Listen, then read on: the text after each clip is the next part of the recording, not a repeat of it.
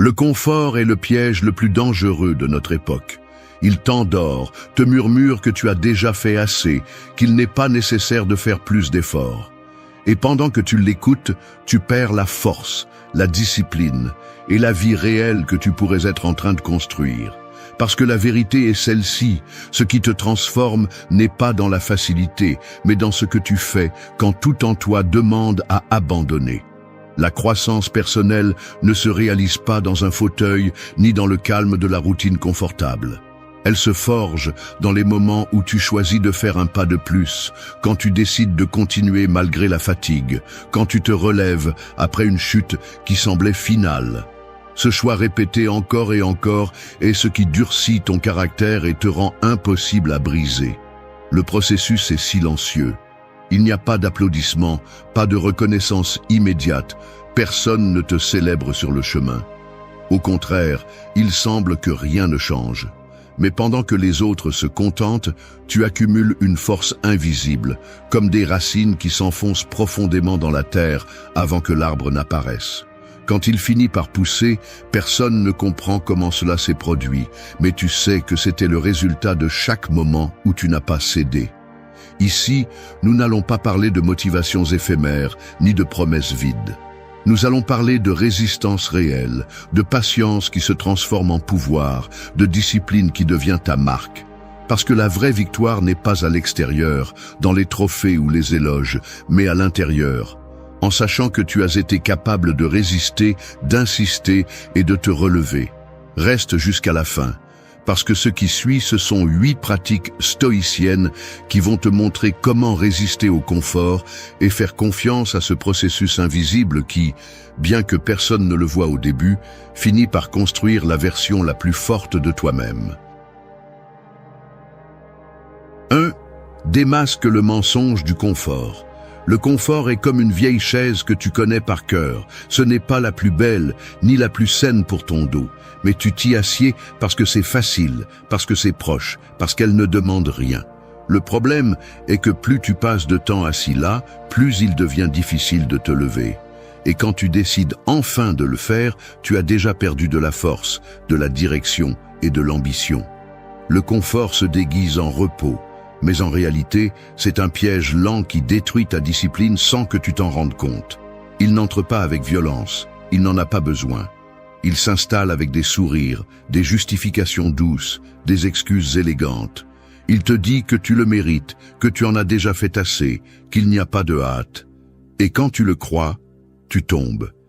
Il ne s'agit pas de vivre avec la douleur, il s'agit de cesser de vivre comme un esclave de la facilité. Tant que tu chercheras à te sentir à l'aise tout le temps, tu éviteras ce qui te fait vraiment grandir. Parce que oui, grandir fait mal, exige, dérange. C'est pourquoi si peu le font. Parce qu'il faut du courage pour regarder en face la routine qui t'affaiblit et la briser avant qu'elle ne te transforme en quelqu'un de méconnaissable. La première étape pour démasquer le confort est de cesser de le romantiser. Ce n'est pas de l'auto-soin, ce n'est pas de l'amour-propre, ce n'est pas de l'équilibre. Souvent, c'est juste de la paresse bien décorée. Le confort, c'est rester au lit alors que tu sais que tu devrais être en mouvement. Le confort, c'est accepter un travail que tu détestes parce qu'il te donne un salaire stable. Le confort, c'est rester dans des relations tièdes parce que tu as peur d'être seul. Le confort, c'est repousser l'effort et te faire croire que tu es raisonnable. Tu ne l'es pas, tu fuis. La deuxième étape est de pratiquer l'inconfort de manière consciente. N'attends pas que la vie te pousse, pousse-toi toi-même. Réveille-toi quand c'est le plus dur, bouge quand ton corps crie qu'il ne veut pas. Étudie quand ton esprit est saturé, termine ce que tu as commencé même si tu n'as plus envie. Parce que le problème est là, tu donnes trop de pouvoir à l'envie. L'envie n'arrive pas toujours. Parfois, tout ce que tu as, c'est ta parole et ta discipline, et c'est suffisant pour avancer. Entraîne ton esprit à agir même si ton corps proteste. C'est la véritable liberté, quand tu fais ce que tu dois, pas ce qui te tente. La troisième étape est d'identifier les micro-plaisirs qui te volent la vie. Tu n'as pas besoin d'éliminer tout ce qui te fait plaisir, mais tu dois apprendre à différencier ce qui te renforce de ce qui te distrait seulement. Arrête de te récompenser pour avoir fait le minimum. Ne mets pas une série après 20 minutes de travail. Ne mange pas par anxiété. Ne vérifie pas ton téléphone toutes les 5 minutes comme s'il était ta source d'oxygène. Chaque fois que tu choisis un plaisir immédiat, tu repousses une victoire à long terme. Et cela a un coût. Tu ne le vois peut-être pas aujourd'hui, mais tu le ressentiras dans quelques années quand tu regarderas en arrière et te demanderas pourquoi tu n'as pas réussi ce que tu voulais.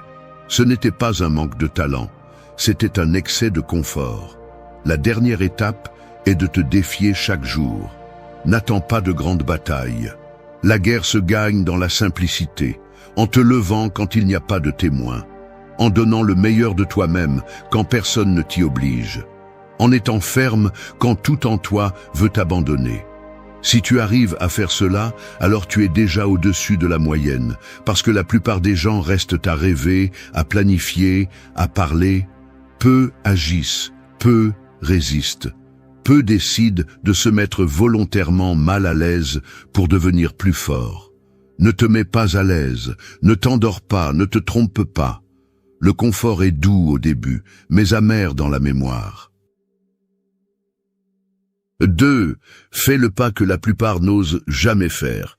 Il y a des chemins que tout le monde connaît, des routes marquées par les traces de ceux qui marchent sans réfléchir. Elles sont confortables, sûres, prévisibles. Et c'est là que la majorité va, l'un après l'autre, sans se demander si cette direction leur appartient. Mais à un certain point, une bifurcation apparaît, un virage sans signe, un sentier sans garantie. C'est l'endroit où peu osent entrer. Et c'est là que commence le véritable changement.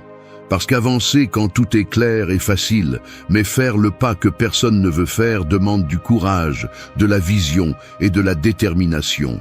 La majorité observe, analyse, rêve, planifie. Mais elle s'arrête juste avant le moment clé, quand il faut bouger, décider, prendre des risques. Parce que ce pas dérange, effraie, rompt la routine. Et c'est là que tu dois te différencier. Si tu fais la même chose que tout le monde, tu obtiendras la même chose que tout le monde. Et ce n'est pas une transformation, c'est une répétition déguisée. Faire ce pas que les autres évitent ne signifie pas agir sans réfléchir.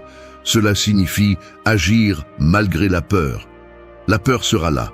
N'attends pas qu'elle disparaisse pour commencer.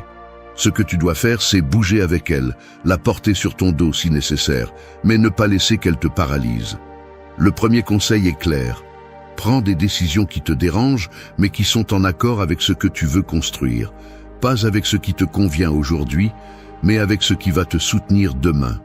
Si tout le monde autour de toi choisit la facilité, toi, choisis ce qui te défie.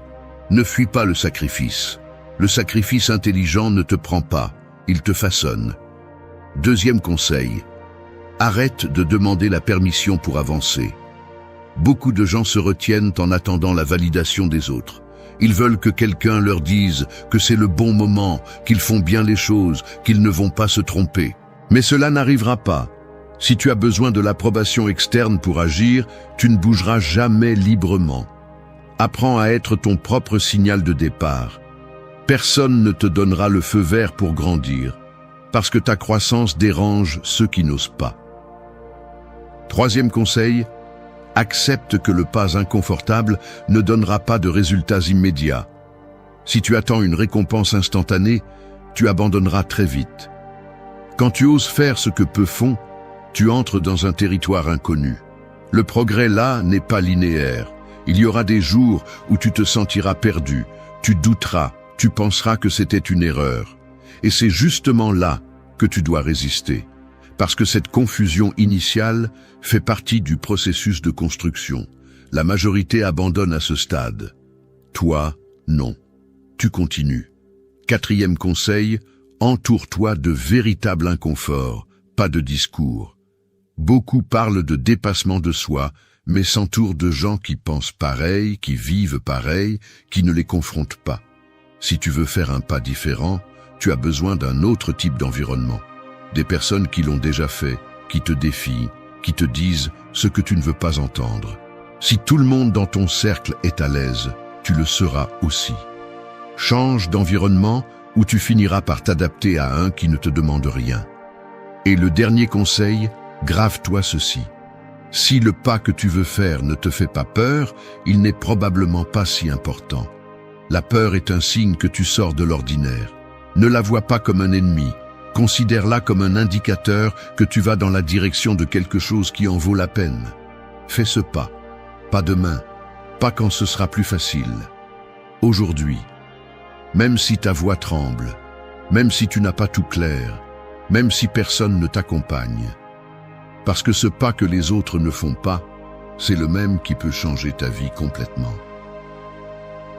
3. Ayez confiance en ce que tu construis de manière invisible. Il y a des racines qui poussent pendant des années sous la terre sans que personne ne les voie.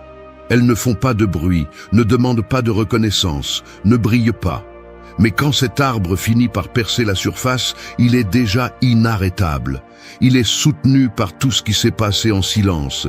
Il en va de même pour toi. Ce que tu fais maintenant peut ne pas être remarqué. Personne ne t'applaudit pour te lever tôt, pour étudier pendant que les autres se reposent, pour maintenir la discipline quand tu n'as pas de résultat. Mais cela ne signifie pas que cela ne fonctionne pas. Cela signifie simplement que tu construis quelque chose de profond, quelque chose qui n'a pas besoin de validation pour continuer à grandir. Et avoir confiance en cela est l'une des batailles les plus dures. Le problème est que nous sommes entraînés à attendre des résultats rapides. Tu publies quelque chose et tu veux des likes. Tu vas à la salle de sport pendant 2 semaines et tu veux voir des changements. Tu commences un projet et tu veux qu'il porte ses fruits tout de suite. Mais la croissance réelle ne fonctionne pas comme ça. Elle n'est pas conçue pour nourrir l'ego, mais pour te transformer de l'intérieur. Et cette transformation prend du temps, de l'effort, de la constance. Elle ne se voit pas au début, mais elle se ressent. Tu sens que tu deviens plus fort, plus concentré, plus résistant. Même si les autres ne le remarquent pas, tu le sais. Et cela suffit. Le premier conseil pour maintenir cette confiance est simple. Arrête de comparer ton processus à celui des autres. Chaque fois que tu le fais, tu affaiblis ton focus. Tu ne sais pas ce qu'ils ont vécu, ce qu'ils ont sacrifié, ni à quelle étape ils en sont. Tu es à la tienne, et c'est tout ce qui devrait t'importer. Se comparer est un poison lent pour la motivation. Et la motivation est fragile quand tu ne comprends pas que ton progrès n'a pas besoin d'être vu pour être réel. Deuxième conseil, crée des rituels qui te rappellent pourquoi tu as commencé. Il est facile d'oublier quand les résultats n'arrivent pas. C'est pourquoi tu as besoin de rappels visibles de ce que tu construis. Écris tes objectifs, répète-les, entoure-toi de symboles qui te maintiennent connecté à ton but. Ce n'est pas de l'auto-assistance bon marché, c'est une structure mentale. Parce que si tu ne nourris pas ta vision, tu vas l'abandonner au milieu du brouillard.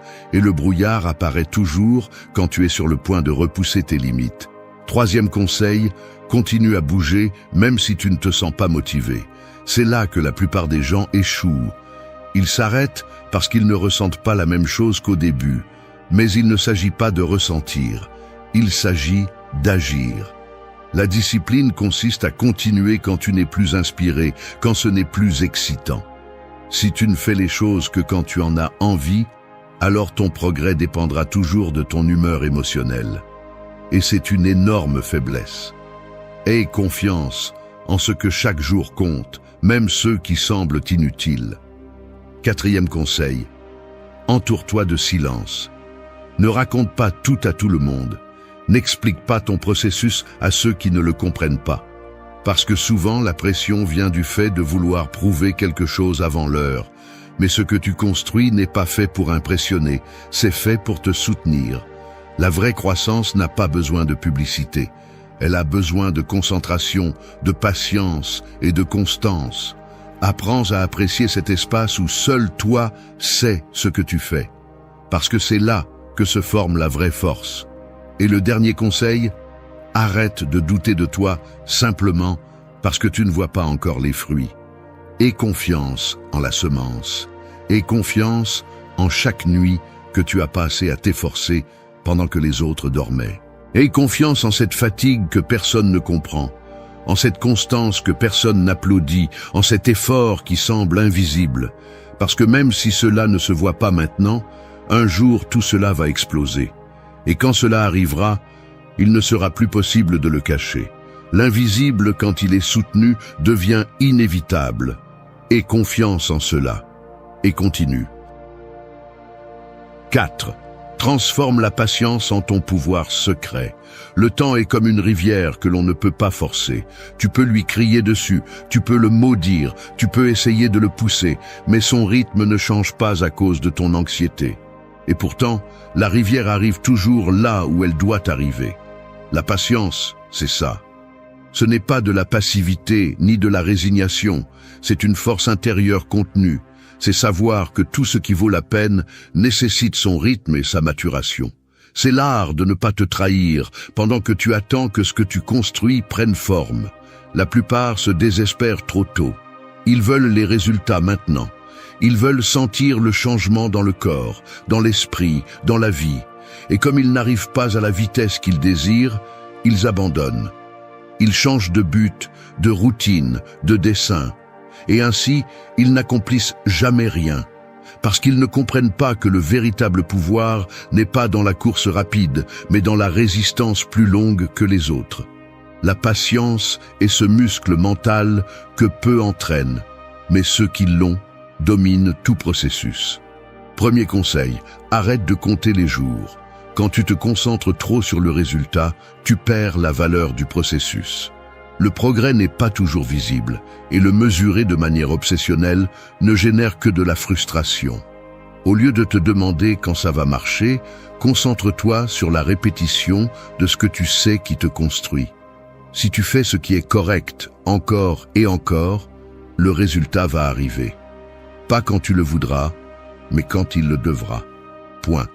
Deuxième conseil, élimine le besoin de gratification immédiate. Entraîne-toi à résister sans récompense. Tout acte ne doit pas avoir une récompense instantanée. Chaque effort ne doit pas se sentir bien. Fais ce que tu dois faire, même quand il semble que cela ne sert à rien. Parce qu'en réalité, ça sert. Mais seulement si tu es assez constant pour que cette graine germe. Le problème est que beaucoup abandonnent juste avant la germination. Point. Troisième conseil, apprends à vivre avec le vide. Il y a des moments où tu ne vas pas sentir de progrès, ni de clarté, ni de motivation. Et cela ne signifie pas que tu échoues. Cela signifie que tu es dans la partie la plus difficile du processus, où tout semble immobile, mais à l'intérieur, quelque chose bouge. La patience est d'accepter le silence sans te briser, c'est de continuer même si tu n'as pas de preuve que ça fonctionne. Point. Quatrième conseil, observe ton progrès en rétrospective, pas en temps réel. Le véritable changement se remarque quand tu regardes en arrière et que tu te rends compte que tu n'es plus qui tu étais.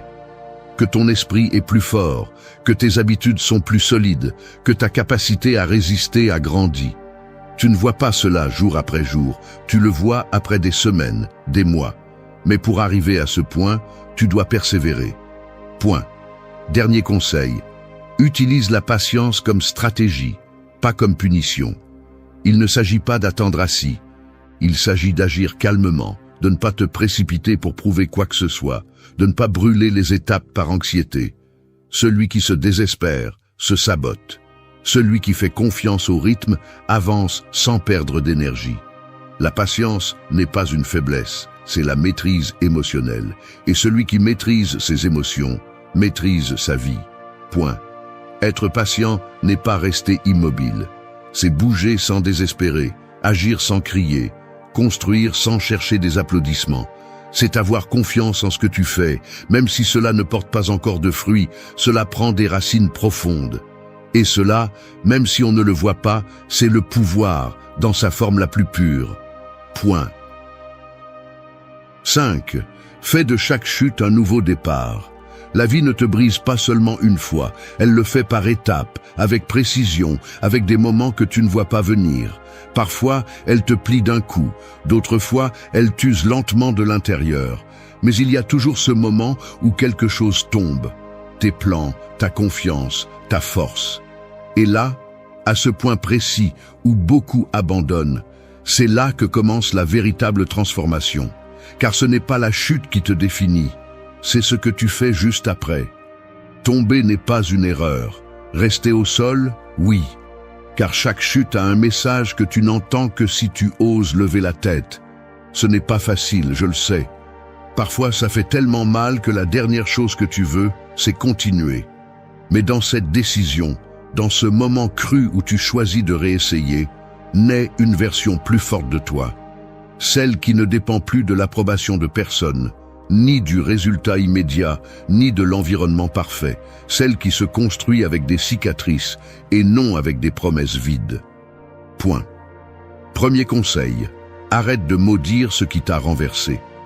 Ne perds pas de temps à chercher des coupables ou à souhaiter que les choses aient été différentes. Cette énergie ne fait qu'alimenter le ressentiment et le ressentiment t'affaiblit. Accepte la chute comme faisant partie du processus, non pas comme une punition, mais comme un ajustement. Parfois, tu as besoin de perdre quelque chose pour découvrir ce que tu es vraiment capable de soutenir. Point. Deuxième conseil, relève-toi avant de te sentir prêt. Attendre de se sentir fort pour recommencer est un piège. Car si tu attends de te sentir fort pour bouger, tu ne bougeras jamais. Commence faible, incertain, tremblant si nécessaire, mais commence. L'élan ne vient pas de l'extérieur. Tu le crées en bougeant avec toutes tes blessures. Point. Troisième conseil, fais de la chute une maîtresse, pas une ennemie. Demande-toi ce qu'elle t'a montré, ce qu'elle t'a révélé de toi, quelle partie de ton caractère s'est brisée, non pas pour te torturer, mais pour te reconstruire avec plus de conscience. Chaque fois que tu tombes, quelque chose se révèle. Ton niveau d'attachement, ta dépendance émotionnelle, ta résistance interne. Et si tu arrives à voir cela clairement, tu peux vraiment travailler sur toi. Point. Quatrième conseil, ne répète pas la chute par orgueil. Il y a ceux qui trébuchent sur la même pierre parce qu'ils refusent de changer de chemin, parce qu'ils ont du mal à reconnaître que leur stratégie ne fonctionne pas, que leur façon de penser les limite, que leur environnement n'est plus approprié. Apprendre de la chute, ce n'est pas seulement se relever, c'est aussi corriger le cap. Si tu fais la même chose en espérant des résultats différents, tu creuses ton propre marasme. Point. Dernier conseil, célèbre ta capacité à recommencer. Ce n'est pas courant. La plupart des gens restent dans le regret, dans l'excuse, dans la culpabilité. Mais tu peux choisir quelque chose de différent. Tu peux regarder ton point le plus bas comme l'endroit d'où tu vas reconstruire ta grandeur.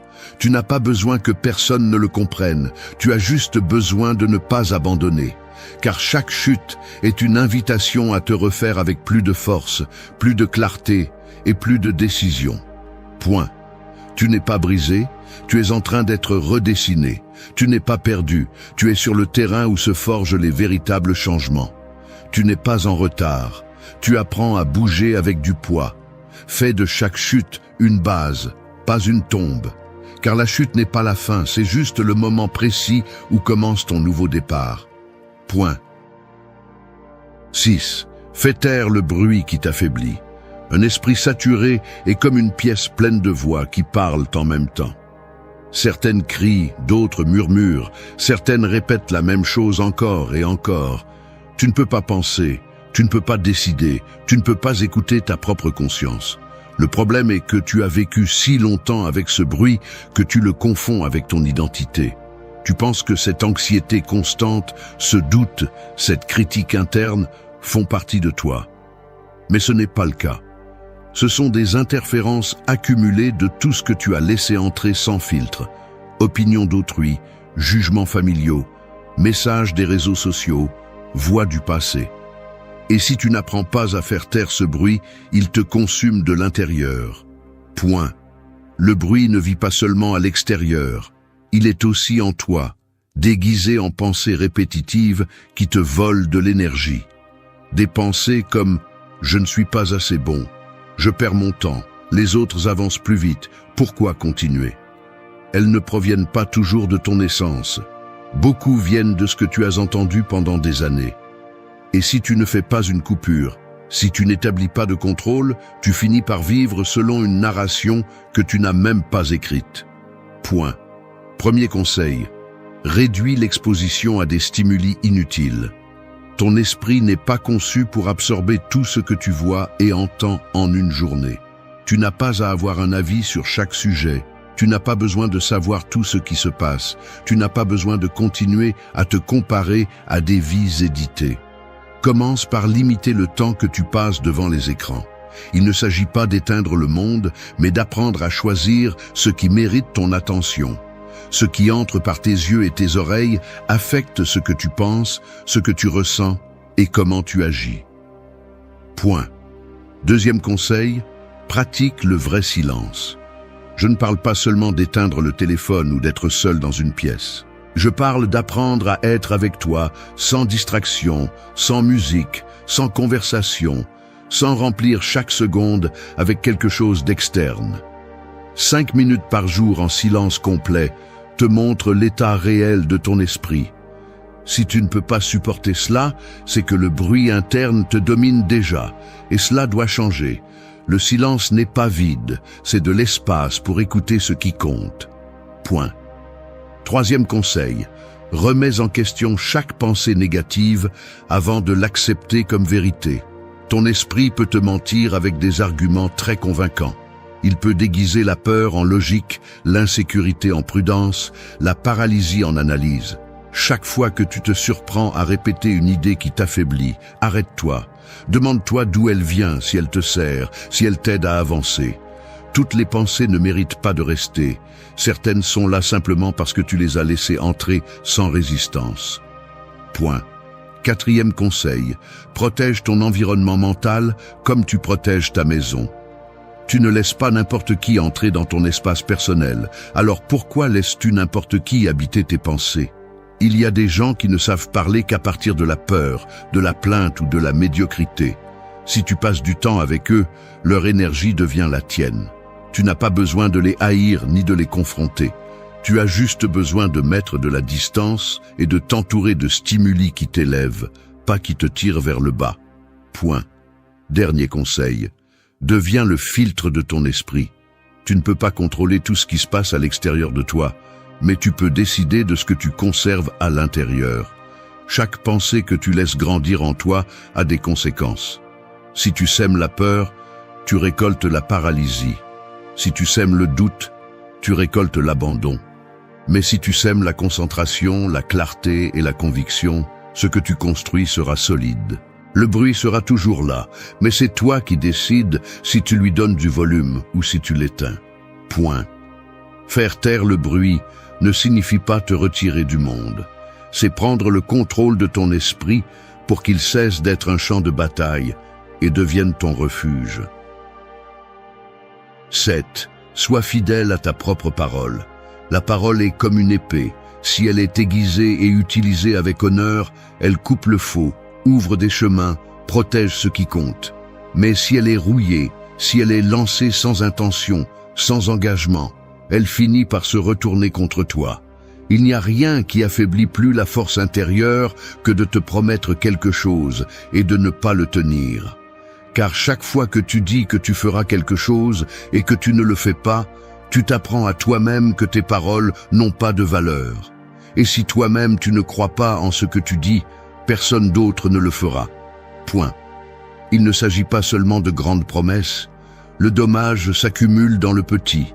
Tu as dit que tu te lèverais tôt et tu ne l'as pas fait. Tu as dit que tu commencerais ce projet et tu l'as reporté. Tu as dit que tu t'éloignerais de ce qui te fait du mal et tu es revenu. Chacune de ces fractures crée un fossé entre qui tu es et qui tu devrais être. Tu t'habitues à te décevoir, tu te justifies, tu deviens expert en expliquant pourquoi tu n'as pas tenu ta promesse. Et ce modèle silencieux érode ton respect de toi-même. Point. Premier conseil, fais moins de promesses et tiens-les toutes. Tu n'as pas besoin de remplir ta vie d'engagement pour te sentir productif. Tu as besoin de dire moins et de faire plus. Parle seulement quand tu as une véritable intention de tenir ta parole. Et si tu dis que tu vas faire quelque chose, fais-le même si personne ne te regarde, même si tu n'as plus envie, même si l'excitation initiale est passée. Ta parole doit peser, il doit faire mal de la briser. Point. Deuxième conseil, commence par le minimum, mais rends-le inébranlable. Si aujourd'hui tu décides que tu vas lire 5 pages, alors lis-les. Si tu décides que tu vas marcher 20 minutes, fais-le sans excuse. La clé n'est pas de faire des choses extraordinaires, mais de transformer l'ordinaire en un acte de caractère. Car lorsque tu accomplis le petit, tu t'entraînes à soutenir le grand. La discipline se construit dans l'invisible. Point. Troisième conseil, ne négocie pas avec la voix qui t'affaiblit. Cette voix intérieure qui te dit que tu peux le faire demain, que cela n'a pas d'importance aujourd'hui, que personne ne s'en rendra compte, est la voix que tu dois défier. Car chaque fois que tu cèdes à elle, tu perds du pouvoir. Et chaque fois que tu la confrontes et que tu tiens ta parole, tu deviens plus ferme, plus respectable, plus fort. Ta parole ne dépend pas du contexte, ni de l'humeur, ni des circonstances. Elle dépend de ta décision de l'honorer. Point. Quatrième conseil, place ta parole au-dessus du désir. Car le désir change. Aujourd'hui, tu veux dévorer le monde, demain, tu ne veux pas sortir du lit. Mais si chaque décision dépend de comment tu te sens, tu vivras piégé dans l'instabilité. Ta parole doit être l'encre qui te soutient lorsque le désir s'en va. Il ne s'agit pas d'être parfait, il s'agit d'être fiable, d'être quelqu'un qui peut compter sur lui-même. Point. Dernier conseil, rappelle-toi que le respect ne s'exige pas, il se construit. Et la façon la plus solide de le construire est d'être cohérent avec ce que tu dis. Tu n'as pas besoin de convaincre personne, ni de prouver quoi que ce soit. Tu as juste besoin de tenir tes propres engagements, surtout quand personne ne t'applaudit. Car la véritable force se mesure dans l'intimité, dans ce que tu fais quand il n'y a pas de témoins, dans la façon dont tu te tiens même quand personne ne te le demande. Point. La loyauté à ta parole est la base de ton identité. Si tu apprends à ne pas te décevoir, tu n'auras plus besoin de l'approbation des autres. Tu seras quelqu'un qui agit, pas quelqu'un qui promet. Et dans un monde plein de bruit et de paroles vides, cela fait de toi une personne différente, non pas par ce qu'elle dit, mais par ce qu'elle accomplit. Point. 8. Poursuis la récompense qui ne s'achète pas. Il existe deux types de récompenses, celle qui brille rapidement et s'estompe avec le temps, et celle qui se construit lentement mais demeure. L'une s'achète, se montre, s'exhibe.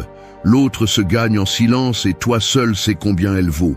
La plupart courent après ce qu'ils peuvent montrer, argent, reconnaissance, apparence, chiffres. Mais quand tout cela disparaît ou devient insuffisant, il ne reste que le vide. Parce qu'il ne s'agissait jamais de ce que tu as, mais de qui tu es quand personne ne te regarde. Point. Poursuivre des récompenses externes n'est pas une erreur. L'erreur est de croire que cela te donnera la paix. Il n'est pas mauvais de vouloir améliorer ta vie, aspirer à plus, chercher la stabilité, mais si tous tes efforts sont dirigés uniquement vers ce que tu peux accumuler ou montrer, tu vivras avec une anxiété qui ne disparaît jamais. Parce qu'il y aura toujours quelqu'un avec plus, quelqu'un mieux placé, quelqu'un de plus visible. Et si ta valeur dépend de ce qui se voit, alors tu es fragile. Point. Premier conseil. Redéfinis ce que signifie gagner. Gagner n'est pas impressionner. Gagner, c'est être libre, dormir en paix, te respecter toi-même. C'est construire une vie dont tu n'as pas besoin de t'échapper. C'est regarder ton reflet et savoir que tu ne t'es pas vendu pour obtenir l'approbation, que tu n'as pas trahi tes principes pour t'intégrer, que tu n'as pas changé ton chemin juste pour une récompense momentanée. Ce genre de victoire ne s'achète pas, elle se forge. Point. Deuxième conseil. Mesure ton progrès par ce que tu cultives à l'intérieur, pas par ce que tu peux montrer à l'extérieur. Tu développes de la force lorsque tu fais ce qui est juste, même s'il n'y a pas d'applaudissements. Tu grandis lorsque tu es discipliné, sans attendre des résultats immédiats. Tu gagnes lorsque tu choisis le respect de soi, plutôt que la reconnaissance externe. Personne ne voit ce progrès, mais toi, tu le sens, et cela suffit. Point. Troisième conseil, rejette les récompenses bon marché. Il y a des raccourcis qui semblent efficaces, mais qui t'éloignent de ce qui compte vraiment. Mentir pour gagner rapidement, céder ta dignité pour obtenir l'approbation, imiter les autres juste pour être accepté. Tout cela a un coût invisible, cela te fragmente. Tu perds en authenticité, tu perds en clarté, tu perds le respect de la personne la plus importante, toi-même. Point. 4e conseil, construis ta valeur de l'intérieur. Quand tu sais ce que tu vaux, tu n'as pas besoin de courir après quoi que ce soit. Tu attires des opportunités, des relations, du respect, non pas pour ce que tu sembles être, mais pour la force que tu projettes. Une force qui naît de savoir qui tu es, d'être ferme, de vivre avec un but. C'est la récompense qui ne peut être achetée ni imitée, parce qu'elle se voit dans ta façon de parler, de décider, de marcher. Point. Dernier conseil, comprends que la plus grande récompense est la transformation personnelle. Ce n'est pas l'argent, ce n'est pas la célébrité, ce n'est pas le corps parfait, ce n'est pas la réussite visible. C'est devenir quelqu'un qui ne renonce pas facilement, qui tient sa parole, qui pense clairement, qui choisit avec discernement, qui se relève avec force après chaque coup. Cette transformation est ton bouclier. Personne ne peut te l'enlever, personne ne peut la feindre, personne ne peut l'atteindre sans avoir payé le prix de l'effort constant. Point. Cherche cette récompense, celle qui ne peut être achetée, celle qui ne peut être mesurée en chiffres, celle qui ne dépend pas des likes ou des éloges, celle qui se gagne dans l'intimité de ton effort quotidien, quand tu fais ce qui est juste même si personne ne le remarque. C'est celle qui te fera dormir tranquille, marcher fermement et vivre avec un sens. Et celle-ci, bien que peu la comprennent, est la seule qui vaille vraiment la peine. Point. La douleur d'être ignoré n'est pas un simple coup émotionnel, c'est un rappel brutal de comment fonctionne la vie. Personne n'est obligé de te valoriser, et si tu attends qu'ils le fassent, tu es à la merci de leur regard. Ce vide que tu ressens, cette indifférence qui te traverse, peut te détruire ou peut te forger. Et voici la vérité. Celui qui sait transformer cette douleur en pouvoir cesse d'être une victime et devient quelqu'un d'impossible à ignorer. L'indifférence n'est pas une faiblesse, c'est une stratégie. Le silence devient une arme, l'absence une déclaration, et ta croissance la réponse la plus percutante au mépris. Celui qui t'ignorait auparavant commence à remarquer ce qu'il a perdu, car la force de ta présence devient plus évidente quand elle n'est plus disponible pour eux. Cette vidéo ne cherche pas à te consoler, elle cherche à éveiller en toi la clarté que le respect ne se demande pas, il s'impose. Tout au long de ce chemin, tu découvriras des pratiques qui transformeront ta blessure en pouvoir psychologique, ton silence en magnétisme et ton absence en un fardeau que l'autre ne pourra pas ignorer. Reste jusqu'à la fin, car tu vas apprendre à utiliser l'indifférence comme ton outil le plus mortel et à démontrer que le véritable pouvoir naît lorsque tu arrêtes de mendier de l'attention et commences à avoir un impact sur les gens. 1. Silence qui fait payer son indifférence. Le silence est comme un miroir sombre placé devant celui qui t'ignore. Il ne montre rien immédiatement, mais avec le temps, il reflète ce qu'ils sont vraiment. Des personnes incapables de reconnaître ta valeur jusqu'à ce que l'absence de ta voix commence à leur peser. La plupart répondent au mépris par des explications, des réclamations, des tentatives d'être entendus. Mais cette réaction ne fait que nourrir l'autre, car il sent que son indifférence te contrôle. Le véritable pouvoir commence lorsque tu décides de te taire, non pas comme un acte de soumission, mais comme une déclaration de force. Le silence, utilisé intelligemment, n'est pas vide. C'est du bruit dans l'esprit de celui qui pensait pouvoir t'ignorer sans conséquence. La douleur d'être ignoré peut t'entraîner à chercher désespérément de l'attention, et c'est là que tu perds tout avantage. Le conseil est clair. Apprends à résister à l'impulsion de parler lorsque la seule chose que tu obtiendrais est de rabaisser ta dignité. Fais du silence ta réponse automatique face à l'indifférence, car rien ne déconcerte plus que quelqu'un qui ne fait pas d'effort pour être entendu.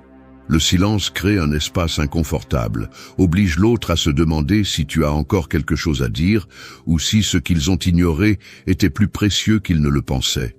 Il ne s'agit pas de rester silencieux pour toujours, il s'agit d'utiliser ton silence comme un rappel que tu ne dépends de personne pour valider ta présence. Pratiquer ce principe dans la vie quotidienne nécessite de la discipline.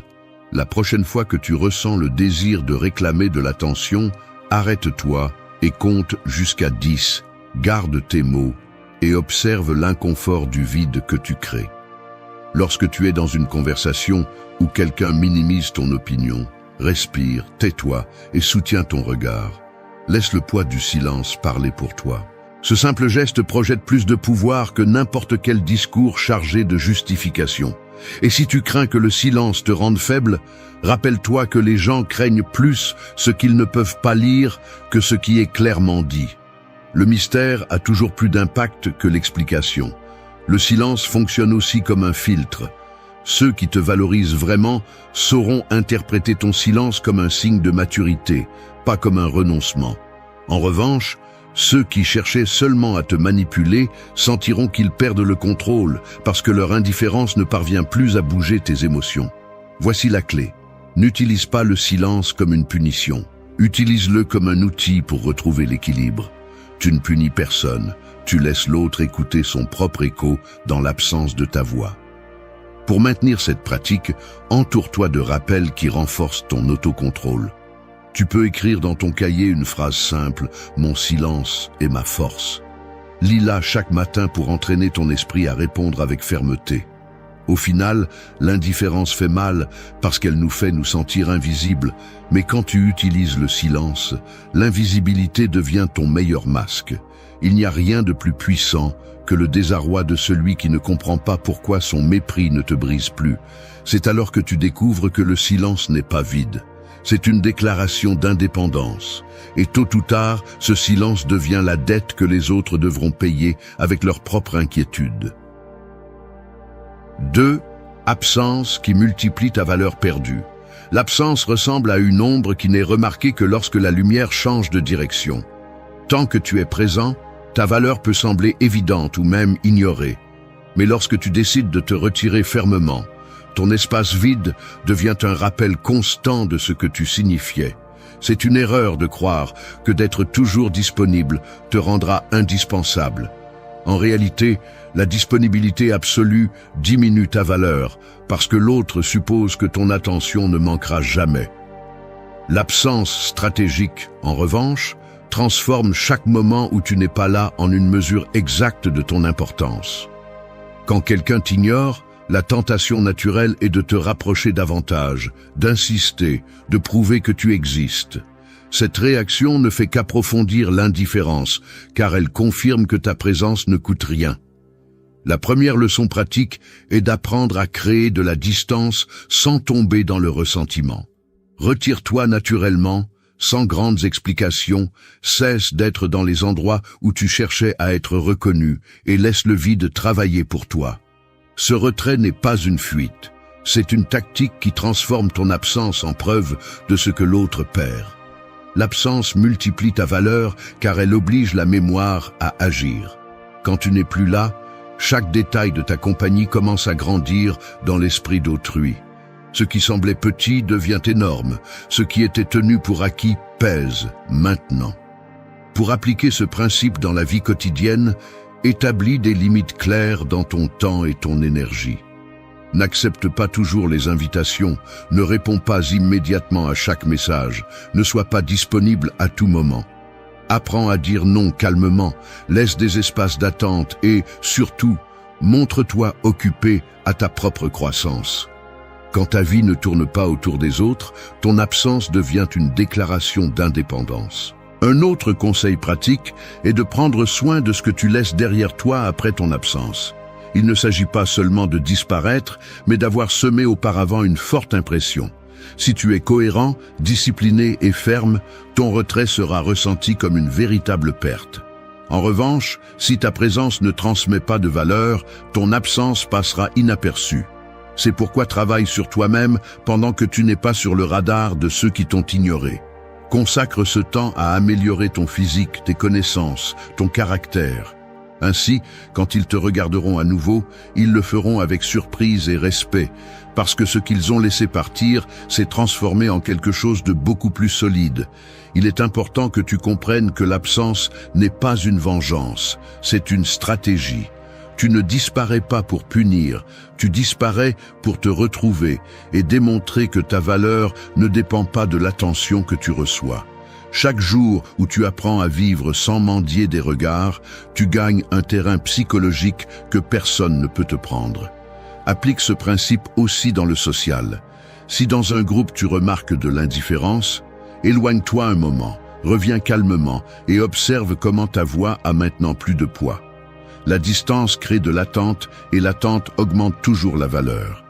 L'absence stratégique est comme un silence prolongé au milieu d'une chanson. Au début, cela semble étrange, mais bientôt tout le monde attend le prochain accord avec plus de force. Fais de ton absence une ressource pour multiplier ton impact. Laisse les autres ressentir le manque de ta présence et transforme-le en ton outil de pouvoir. Parce que quand tu n'es pas là, ta valeur ne disparaît pas. Elle s'étend dans l'esprit des autres jusqu'à ce qu'ils réalisent que ce qu'ils ignoraient était ce dont ils avaient le plus besoin. 3. Reflet qui renvoie son propre mépris. Le mépris ressemble à une pierre lancée dans l'eau. Celui qui la lance pense qu'elle disparaîtra au fond sans laisser de traces, mais ce qui se passe est différent. Chaque vague revient vers la rive, lui rappelant que chaque acte génère un écho. C'est ainsi que fonctionne le reflet, non pas comme une vengeance, mais comme un retour inévitable. Quand quelqu'un t'ignore ou te méprise, la réaction instinctive est de te défendre, d'expliquer ta valeur, de supplier pour de l'attention. Mais la chose la plus puissante que tu peux faire est de renvoyer son indifférence avec le même calme avec lequel tu as reçu le coup. Ce reflet est le miroir qui leur montre leur propre vide. La clé est de ne pas confondre reflet avec ressentiment. Il ne s'agit pas de répondre avec haine ou attaque, car cela ne fait que t'enchaîner au jeu de l'autre. Le reflet est neutre, froid, précis. Ils choisissent l'indifférence, tu réponds avec une indifférence encore plus ferme. Ils s'éloignent, tu ne cours pas derrière. Ils ignorent ta valeur, tu ignores leur pouvoir sur tes émotions. Ce miroir leur montre qu'ils n'ont plus de contrôle sur toi. Et même s'ils ne le disent pas, à l'intérieur, ils ressentiront le malaise de se voir eux-mêmes dans la façon dont tu les traites. Pour pratiquer cette attitude, le premier conseil est clair. N'explique jamais ton silence. Si quelqu'un te méprise, ne gaspille pas d'énergie à justifier ta distance. Laisse tes actes répondre sans mots. Le deuxième conseil est d'utiliser le calme comme une arme. Ne renvoie pas de cris ni de reproches. Réponds avec sérénité. Ce calme dérange plus que toute attaque car il montre qu'ils n'ont pas de contrôle sur toi. Le troisième conseil est de fixer des limites invisibles. Si quelqu'un ne se souvient de toi que lorsqu'il a besoin de quelque chose, réponds-lui avec la même froideur qu'il a semée. Il ne s'agit pas de méchanceté, il s'agit d'équilibre. Le reflet a aussi un effet psychologique profond. Il confronte l'autre à sa propre ombre. Beaucoup de personnes traitent avec mépris pour se sentir supérieures, mais quand elles voient que leur indifférence leur est renvoyée sans t'affecter, elles sont forcées de reconnaître que le pouvoir qu'elles croyaient avoir était une illusion. C'est là que ton reflet cesse d'être une simple réponse et devient un coup porté à leur ego. Ils découvrent que tu n'es pas si facile à manipuler, que tu ne te brises pas avec l'indifférence et que ta force est plus solide que leurs jeux émotionnels. Un autre conseil pratique est de s'entraîner à la patience. Le reflet ne donne pas de résultats immédiats. Parfois, ils mettent du temps à remarquer que tu leur renvoies leur propre traitement. Mais avec le temps, ils ressentiront le malaise de ne pas contrôler la dynamique. Cette attente est ton allié. Plus tu résistes, plus ta fermeté sera évidente. Et pendant ce temps, utilise cet espace pour te concentrer sur ta croissance personnelle. Occupe ton temps à avancer, à t'améliorer, à grandir à tel point que ton reflet ne soit pas seulement de l'indifférence, mais de la supériorité silencieuse. Le reflet ne cherche pas à humilier, il cherche à équilibrer. C'est dire à l'autre sans mots que ce que tu donnes est exactement ce que tu reçois. Celui qui donne du mépris finit par se noyer dans son propre vide, car ta force transforme son indifférence en un miroir qu'ils ne peuvent pas éviter de regarder. Et c'est la leçon la plus dure que quelqu'un peut affronter. Découvrir que le mépris qu'ils ont lancé revient multiplié et qu'à la fin, le seul qui reste affecté par son indifférence est lui-même. 4. indifférence qui blesse son ego. L'ego ressemble à un ballon gonflé qui a toujours besoin d'air pour rester en haut. Chaque mot d'attention, chaque geste d'importance, chaque explication que tu donnes devient le souffle qui le fait flotter. Mais quand tu décides de ne plus le gonfler, quand tu choisis l'indifférence comme réponse, ce ballon commence à se dégonfler jusqu'à tomber au sol. L'indifférence, utilisée intelligemment, n'est pas une faiblesse ni une lâcheté. C'est un coup direct à l'orgueil de celui qui pensait pouvoir te manipuler avec mépris. Ceux qui cherchent à contrôler les autres par l'indifférence attendent une réaction immédiate. Ils espèrent te voir anxieux, contrarié, suppliant de l'attention. C'est la nourriture qui maintient leur ego en vie. Mais quand tu réponds calmement, quand tu choisis de ne pas entrer dans le jeu, ce qui se brise n'est pas toi. Ce qui se brise est le pouvoir qu'ils ont essayé d'exercer sur ton esprit. Le premier conseil est celui-ci. Ne cours jamais après celui qui utilise l'indifférence comme une arme, car chaque pas vers eux est un signe que leur stratégie a fonctionné. L'indifférence consciente fonctionne comme un miroir qui renvoie la même énergie reçue. Si quelqu'un se montre froid avec toi, montre-toi encore plus serein avec eux. S'ils décident de s'éloigner, n'essaie pas de les ramener. S'ils pensent qu'ils peuvent te manipuler en ignorant ta valeur, montre-leur que ta vie reste intacte sans leur présence. L'ego de l'autre ne supporte pas d'être effacé du centre d'attention car il se nourrit du sentiment d'avoir le contrôle. Le deuxième conseil est clair. Apprends à rester ferme sans montrer de désespoir, car rien ne déstabilise plus que quelqu'un qui n'a pas besoin de se battre pour gagner. Appliquer cette attitude dans la vie quotidienne nécessite de l'autocontrôle. La troisième recommandation est de travailler sur ta réaction immédiate. La prochaine fois que tu reçois un message froid ou une attitude de mépris, ne réponds pas sur le moment. Fais une pause, respire, analyse si cela vaut la peine d'investir de l'énergie dans cette interaction. Cette pause coupe la chaîne de réactions impulsives et marque un territoire psychologique où tu es le maître. Dans cette pause, l'ego de l'autre commence à s'affaiblir, car il attendait ton impulsion et a trouvé ton silence. Un autre conseil pratique est d'utiliser l'énergie que tu aurais dépensée à chercher leur approbation pour travailler sur ta croissance personnelle. Si quelqu'un t'ignore, au lieu de t'épuiser à essayer de le récupérer, investis ce temps dans tes objectifs, dans ta discipline, dans tes projets. L'effet psychologique est double. D'une part, tu renforces ton estime de toi. D'autre part, tu forces l'autre à remarquer que son indifférence ne t'a pas arrêté. L'indifférence n'est pas un vide, c'est un rappel que ta valeur n'est pas négociable. Le langage corporel joue également un rôle clé. L'indifférence se transmet dans ta posture autant que dans tes mots. Garde ton visage calme, ne montre pas d'anxiété dans tes gestes, soutiens ton regard sans avoir besoin de confronter. Cette sérénité blesse plus l'ego que n'importe quel cri, car elle montre clairement qu'ils n'ont pas de pouvoir sur toi. La grande vérité est celle-ci. L'indifférence est une arme psychologique qui ne crie pas, n'attaque pas, ne cherche pas de vengeance, mais blesse plus que n'importe quel mot. Parce que ce qui détruit l'ego de l'autre n'est pas que tu l'insultes, mais que tu l'ignores. Rien ne fait plus mal à quelqu'un qui vit de validation que de découvrir qu'il ne signifie plus rien dans ton monde. Et c'est là le véritable pouvoir de l'indifférence. Montrer que tu n'as besoin de personne pour soutenir ta valeur. Car ta dignité ne dépend pas de l'attention des autres, mais de la force avec laquelle tu décides de rester debout. 5.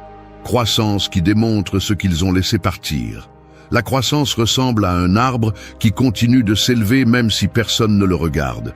Au début, ils peuvent le voir petit, fragile, insignifiant, mais avec le temps, ses racines profondes et sa hauteur imposante montrent clairement que l'ignorer était une erreur. Il en va de même pour toi, lorsque tu décides de transformer le mépris que tu as reçu en discipline et en développement personnel. Chaque progrès que tu réalises, chaque objectif atteint et chaque amélioration silencieuse est une preuve que ce que d'autres ont cessé de valoriser brille maintenant avec une force impossible à ignorer.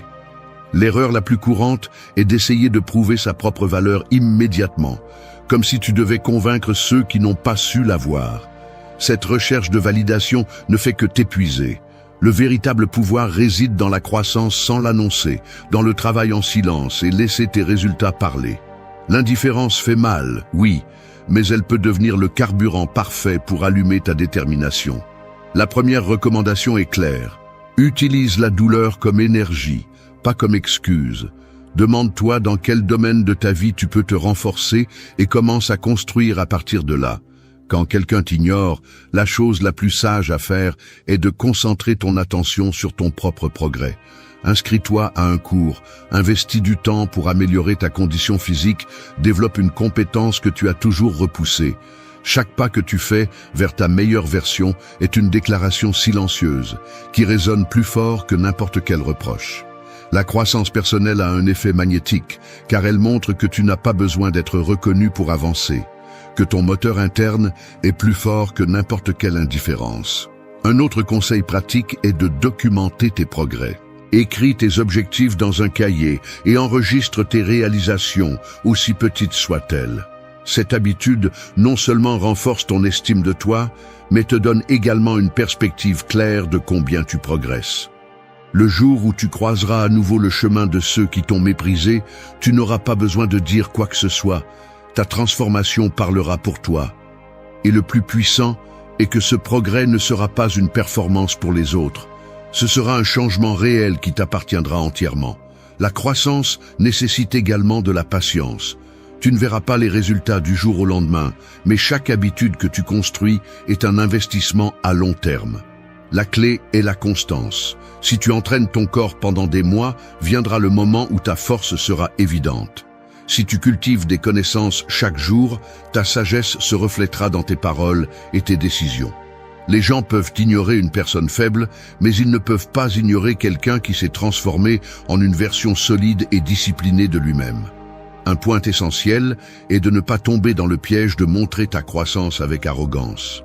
L'objectif n'est pas d'humilier ceux qui ne t'ont pas valorisé, mais de démontrer, sans le dire, que tu as perdu du temps avec ceux qui ne savaient pas reconnaître ta valeur.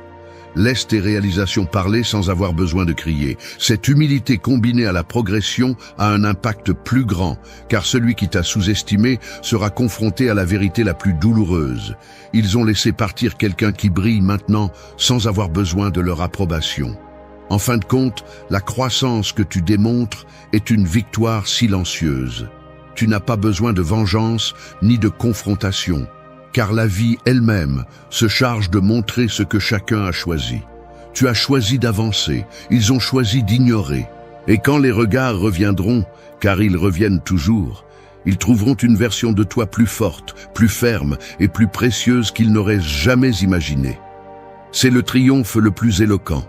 Grandir tellement que ta seule existence devient la preuve que te sous-estimer était leur plus grande erreur. 6. Mystère qui les tourmente dans leur vide. Le mystère ressemble à une porte fermée au milieu d'un couloir sombre. Tout le monde peut la voir, mais personne ne sait ce qui se cache derrière. Cette incertitude crée de la curiosité, éveille l'anxiété et oblige à imaginer des possibilités qui sont souvent plus intenses que la réalité elle-même. C'est ce qui se passe lorsque tu choisis de ne pas tout révéler de toi, lorsque tu décides de ne pas montrer chaque détail de ta vie à ceux qui t'ont un jour ignoré. Le silence combiné au mystère devient un miroir où l'autre projette ses propres doutes et ces doutes commencent à tourmenter son ego.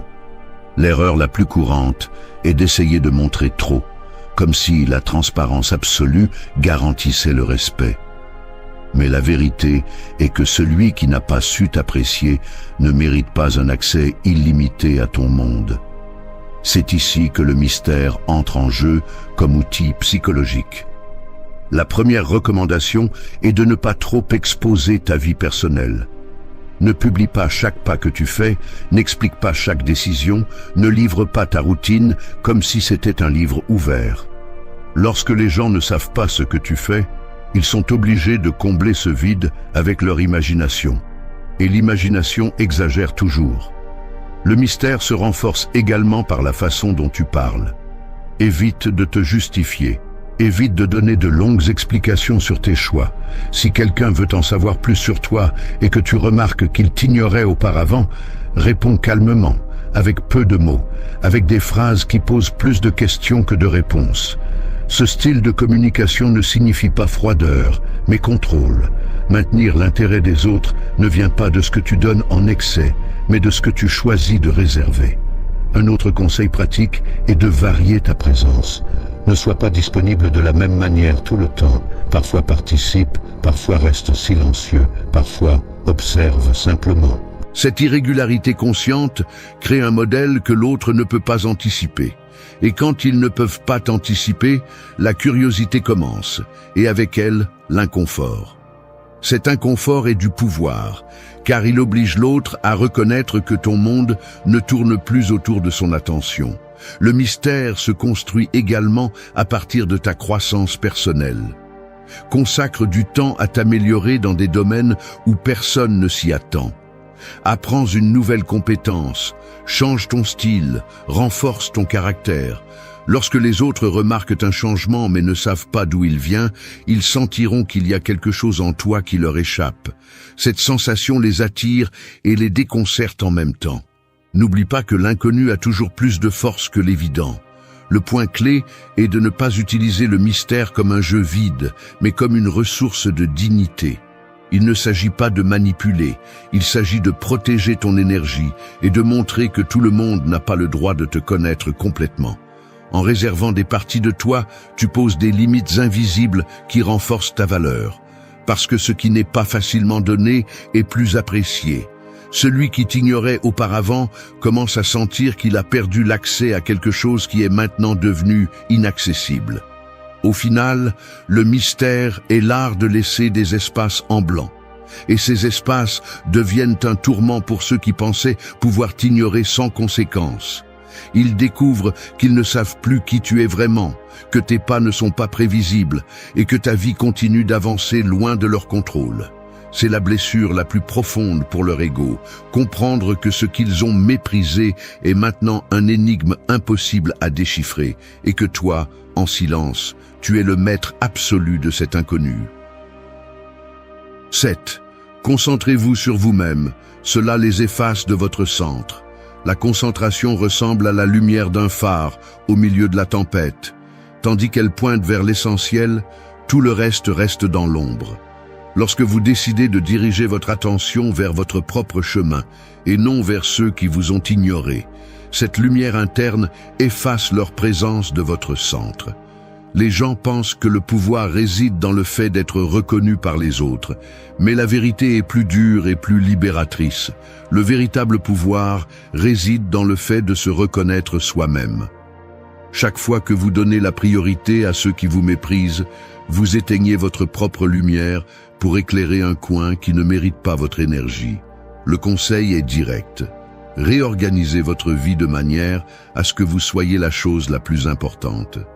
Écrivez vos objectifs, définissez ce que vous voulez accomplir et consacrez votre temps à des activités qui vous rapprochent de cela. Lorsque votre agenda est rempli de croissance personnelle, il ne reste plus de place pour l'anxiété de vous demander pourquoi quelqu'un ne vous a pas apprécié. La concentration devient une barrière naturelle contre l'indifférence. Un autre conseil pratique est de transformer votre routine en un rituel d'affirmation personnelle. Levez-vous chaque matin avec une tâche claire qui vous rappelle que votre vie a une direction. Cela peut être de s'entraîner, de lire, d'écrire, de créer. Faites de ces actions votre refuge. Celui qui était auparavant au centre de vos pensées commence à s'estomper parce qu'il n'y a plus d'espace réservé pour eux. L'esprit est comme un terrain. Ce que vous semez grandit, ce que vous abandonnez se dessèche. Se concentrer sur soi-même signifie également établir des limites fermes. Ne répondez pas immédiatement à ceux qui ne cherchent votre attention que lorsqu'ils en ont besoin. Apprenez à dire non avec assurance. Souvenez-vous que votre énergie est limitée et que vous ne pouvez pas la gaspiller sur ceux qui ne l'apprécient pas. Cette pratique renforce votre estime de soi et projette le respect envers les autres. Parce que lorsque quelqu'un remarque que votre attention ne tourne plus autour d'eux, il commence à sentir qu'il a perdu une place qu'il ne pourra pas récupérer facilement. Une autre façon d'appliquer ce principe est de vous entourer d'environnements qui vous poussent vers l'avant. Remplacez les conversations vides par des dialogues qui vous apportent. Remplacez les distractions par des apprentissages. Remplacez les relations qui drainent par des liens qui construisent. Chaque décision de ce type est une façon d'effacer les indifférents de votre carte. Et le meilleur, c'est que vous n'avez pas besoin de les confronter. Il suffit de diriger votre énergie là où elle compte vraiment. Se concentrer sur soi-même a un effet psychologique puissant sur ceux qui vous ignoraient auparavant.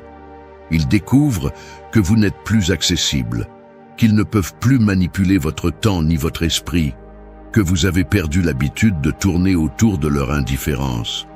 Cela blesse l'ego plus que n'importe quel mot, parce qu'ils se sentent remplacés par quelque chose de plus fort, votre propre but.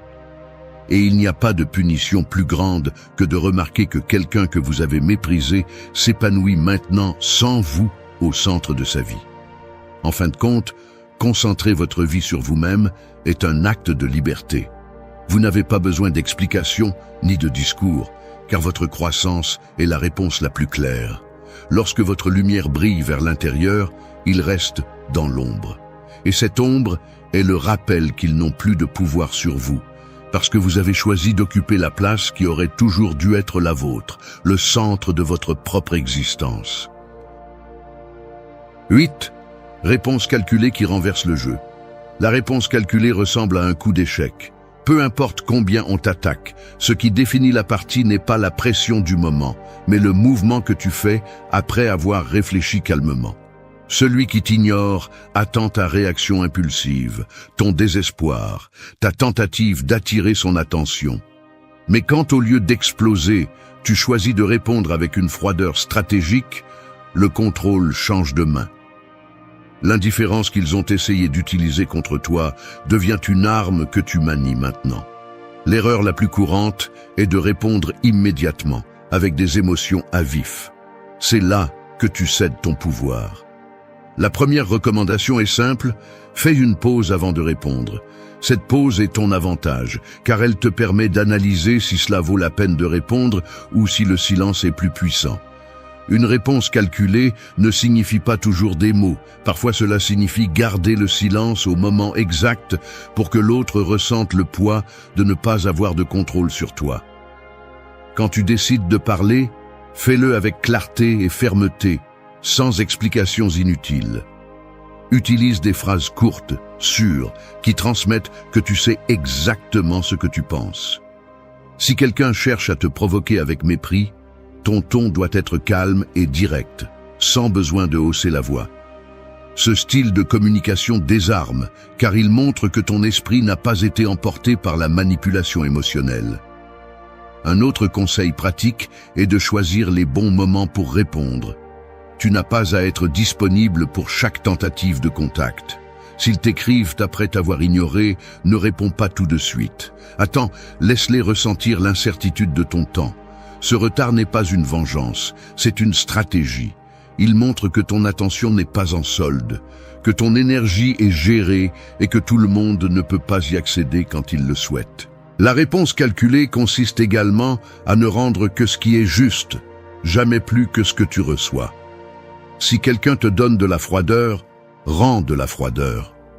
Si quelqu'un montre un intérêt superficiel, réponds avec un intérêt limité. Ce réflexe contrôlé blesse plus que le reproche, car il oblige l'autre à affronter son propre comportement. La différence est que tu le fais avec sérénité, pas depuis la colère. C'est le signe que tu maîtrises le jeu. Un point clé est de ne pas utiliser la réponse calculée comme un théâtre, mais comme une discipline. Tu ne feins pas l'indifférence, tu la pratiques. Tu n'agis pas avec froideur, tu la transformes en ta ressource naturelle.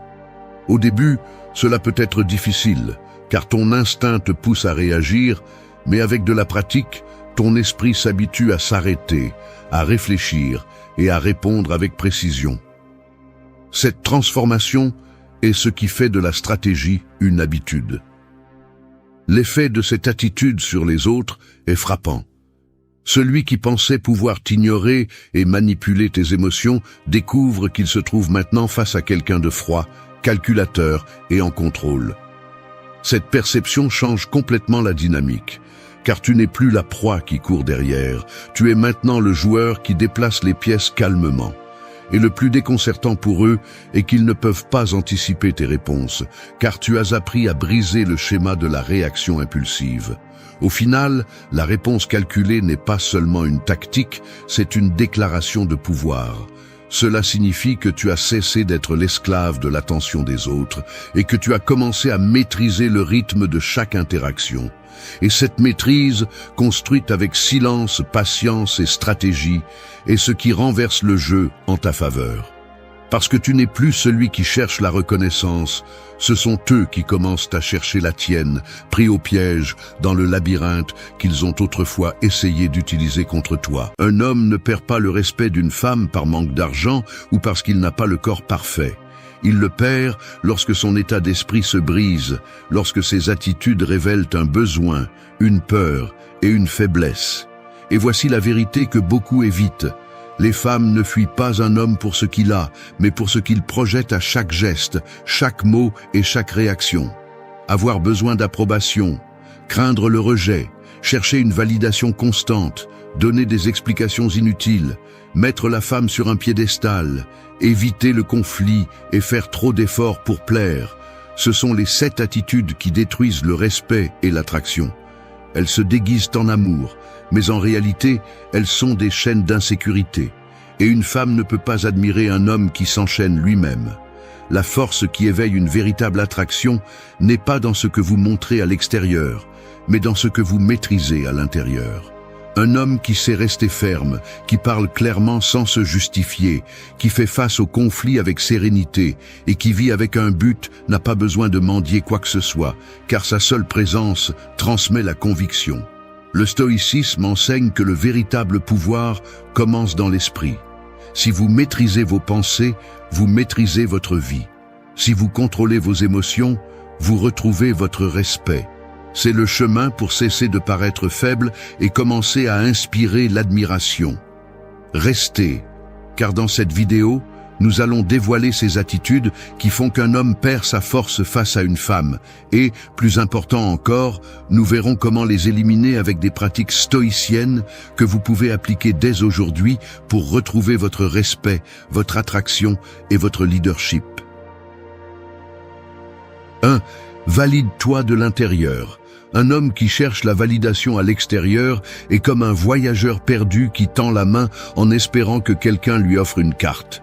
Il marche, demande, implore, mais ne trouve jamais la direction car il ne comprend pas que le véritable chemin n'est pas dicté par l'extérieur, mais par la boussole interne. Ce besoin d'approbation est une fissure qui peu à peu se transforme en ruine. Car chaque fois que tu confies ta valeur aux yeux d'une autre personne, tu deviens l'esclave de son jugement. Et aucun homme ne peut diriger ni inspirer le respect s'il dépend du regard d'autrui pour se sentir complet. La vérité est inconfortable. Tant que tu chercheras à ce que la femme te confirme que tu es suffisant, tu ne le seras jamais. Non pas parce qu'elle le dit, mais parce que ton attitude le crie. Le désir de plaire à tout prix, d'être accepté, de recevoir des éloges constants, finit par révéler l'insécurité. Et l'insécurité est perçue avec une clarté brutale. Elle le remarque dans ton ton, dans ta façon de réagir, dans la façon dont tu changes tes mots pour plaire. Et ce que tu obtiens n'est pas le respect, mais la pitié déguisée en patience, jusqu'à ce qu'un jour l'attraction meure en silence. Le stoïcisme enseigne que ta valeur doit naître de ce que tu peux contrôler. Ta discipline, ton caractère, ta pensée. Marc Aurèle le résumait clairement. Le bonheur de ta vie dépend de la qualité de tes pensées. Si ton esprit est concentré sur la conviction, tu n'as pas besoin de la tape sur l'épaule de personne.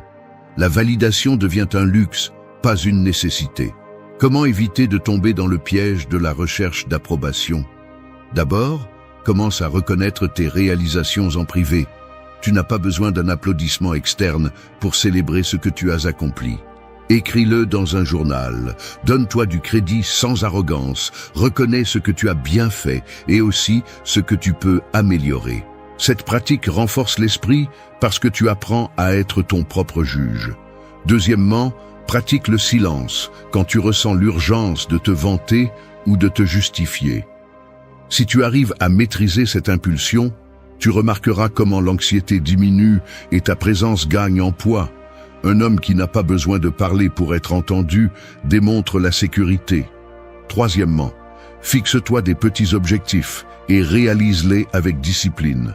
Le respect de soi ne se construit pas avec des discours, mais avec des actions répétées qui confirment qui tu es. Lorsque tu maintiens une habitude, même si personne ne la voit, ton esprit comprend qu'il peut avoir confiance en toi. Et cette confiance intérieure se reflète à l'extérieur, se ressent, se transmet, s'impose. Enfin, entoure-toi d'environnements qui ne nourrissent pas ton besoin d'approbation. Si tu passes du temps avec des personnes qui ne cherchent que des likes, des applaudissements ou la validation vide des réseaux sociaux, tu finiras par tomber dans le même schéma. Choisis des contextes où l'action est valorisée, pas l'apparence, où la cohérence est récompensée, pas la flatterie. Un homme qui se valide de l'intérieur n'est pas arrogant, il est ferme. Il n'a pas besoin de demander la permission d'être qui il est. Il ne supplie pas l'attention, il l'attire naturellement. Il ne se brise pas quand on le critique, parce que sa valeur ne dépend pas de voix externes, mais de la conviction de son propre caractère. Et quand un homme atteint cette force, il ne récupère pas seulement le respect des femmes, il conquiert le plus important, le respect de lui-même. 2. Accepte le rejet avec calme.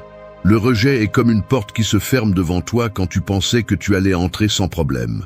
Au début, cela blesse l'orgueil, ça fait mal, ça dérange, mais la réalité est que toutes les portes ne sont pas faites pour s'ouvrir. Beaucoup d'hommes s'effondrent face à ce claquement de porte. Ils le prennent comme une sentence contre leurs valeurs personnelles et alors ils sombrent dans l'insécurité. C'est là que l'attraction meurt, non pas dans le rejet en lui-même, mais dans la façon dont tu réagis face à lui. Parce qu'un homme qui ne supporte pas le rejet démontre une dépendance émotionnelle, et c'est l'un des signes les plus clairs de faiblesse. La plupart pensent que pour éviter la douleur, ils doivent fuir le rejet, vivre en plaisant et en évitant toute situation qui pourrait blesser l'ego. Mais cette fuite ne révèle que la peur. La femme ne respecte pas l'homme qui tremble quand il entend un non. Elle respecte celui qui l'assume avec calme, continue et démontre que sa vie ne s'arrête pas parce que quelqu'un ne l'a pas choisi. Le rejet ne définit pas qui tu es. Il te montre seulement que cette option n'était pas pour toi. Le stoïcisme enseigne que ce qui se passe en dehors de toi n'est pas ce qui importe. Ce qui importe, c'est comment tu l'interprètes et y réponds. Si tu prends un rejet comme une humiliation, tu t'enfonces. Si tu le prends comme une expérience, tu grandis. Cette différence change la façon dont tu es perçu et, surtout, la façon dont tu te perçois toi-même. Comment le pratiquer dans la vie quotidienne? D'abord, entraîne ton esprit à accepter les petits non sans dramatiser. Cela peut aller du fait que quelqu'un n'est pas d'accord avec toi au rejet d'une proposition de travail. Observe l'émotion, reconnais-la, mais ne te rebelle pas et ne la transforme pas en tragédie. Plus tu normaliseras ces non quotidiens, plus tu seras fort face à un rejet majeur. Deuxièmement, change la narration interne. Au lieu de te demander « qu'est-ce que j'ai fait de mal ?», commence à te demander « qu'est-ce que j'ai appris ici ?» Ce changement empêche que ton estime de toi se dissolve avec chaque rejet et le transforme en une opportunité d'ajuster ton chemin sans perdre de dignité. Troisièmement, maintiens ton but en mouvement. Quand un homme fait dépendre sa route de l'approbation d'une femme, il reste bloqué s'il reçoit un rejet. Mais si ta vie a déjà une direction claire, si tes objectifs ne tournent pas autour de plaire, un non devient juste un détour, jamais une fin. C'est pourquoi ne mets jamais ta vie en pause en attendant que quelqu'un change d'avis. Quatrièmement, pratique le détachement du résultat. Avant de t'approcher d'une situation où il y a possibilité de rejet, répète-toi « ça peut bien se passer ou mal se passer, mais je reste le même ». Ce rappel renforce l'esprit et te prépare à recevoir n'importe quelle réponse avec équilibre. Enfin, prends soin de ton langage corporel et de ton ton de voix. quand tu reçois un rejet et que ton corps se rétracte, tes épaules tombent ou ta voix tremble, tu reflètes l'insécurité. Mais si tu gardes ton calme, souris avec sérénité et te retires avec dignité, tu envoies un message puissant. Tu n'es pas un homme qui s'effondre parce que quelqu'un ne l'a pas choisi. Tu es un homme qui garde son centre quelles que soient les circonstances. Accepter le rejet avec calme ne signifie pas ne pas ressentir, cela signifie maîtriser ce que tu ressens. Et quand tu y parviens, le respect revient à toi, parce que tu montres que ta valeur ne se négocie pas face à un non. Un homme qui comprend cette vérité ne craint pas de perdre, parce qu'il sait qu'il ne perd jamais ce qui est le plus important, son propre respect, et c'est ainsi que ça doit être. 3. Communique clairement sans te justifier. Il y a des hommes qui parlent comme s'ils portaient un sac plein de pierres sur le dos. Chaque mot sonne lourd, forcé, plein de détours pour ne déranger personne. Ils s'efforcent tellement de décorer ce qu'ils disent qu'ils finissent par perdre le message. Ce besoin de justifier chaque action est un fardeau qui affaiblit, car il communique plus l'insécurité que la clarté. La femme le perçoit instantanément. Elle n'entend pas de fermeté. Elle entend de la peur déguisée en explications interminables. Le problème n'est pas de parler, mais comment on parle. Se justifier est une façon de demander pardon pour exister, comme si ton point de vue avait besoin d'une autorisation pour être valide. Cette habitude donne l'impression que tu ne te fais pas confiance, et rien ne tue plus rapidement le respect qu'un homme qui se contredit avec des excuses. La communication claire est une arme puissante, tandis que la communication pleine de justification est un poison lent qui détruit l'autorité personnelle. Le stoïcisme enseigne à s'exprimer à partir de la rationalité, sans fioritures inutiles, avec la sérénité de celui qui comprend que la vérité n'a pas besoin de crier pour se faire entendre. L'homme qui communique avec fermeté et sans excès de mots inspire confiance. Il n'a pas besoin de convaincre de force, car sa conviction se transmet toute seule. Comment le pratiquer dans la vie quotidienne? La première étape est d'apprendre à arrêter l'anxiété d'expliquer trop. Avant de parler, demande-toi si ce que tu vas dire apporte quelque chose ou cherche simplement à plaire. Si tu découvres que c'est la deuxième option, garde le silence.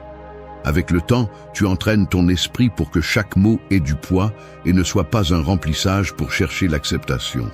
La deuxième étape est de parler en phrases directes. Au lieu de dire « ce qui se passe », c'est que je pensais que peut-être ce serait mieux si tu n'avais pas d'inconvénient. Dis « je préfère le faire de cette façon ». La différence semble minime, mais l'impact est total. La première reflète la peur, la seconde montre la certitude. La troisième étape est d'apprendre à écouter. Beaucoup se justifient trop parce qu'ils ne savent pas se taire et attendent l'approbation de l'autre pour se sentir en sécurité. Mais quand tu écoutes calmement, tu réfléchis mieux à ce que tu vas dire et tu élimines l'urgence de remplir les silences avec des excuses. Un silence bien utilisé transmet plus d'autorité qu'un discours plein d'explications vides. La quatrième étape est de prendre soin du langage corporel. La clarté n'est pas seulement dans les mots, mais aussi dans la posture, le ton et le regard. Si tu parles avec fermeté, mais que tu évites le contact visuel ou que ton corps se rétracte, le message se contredit.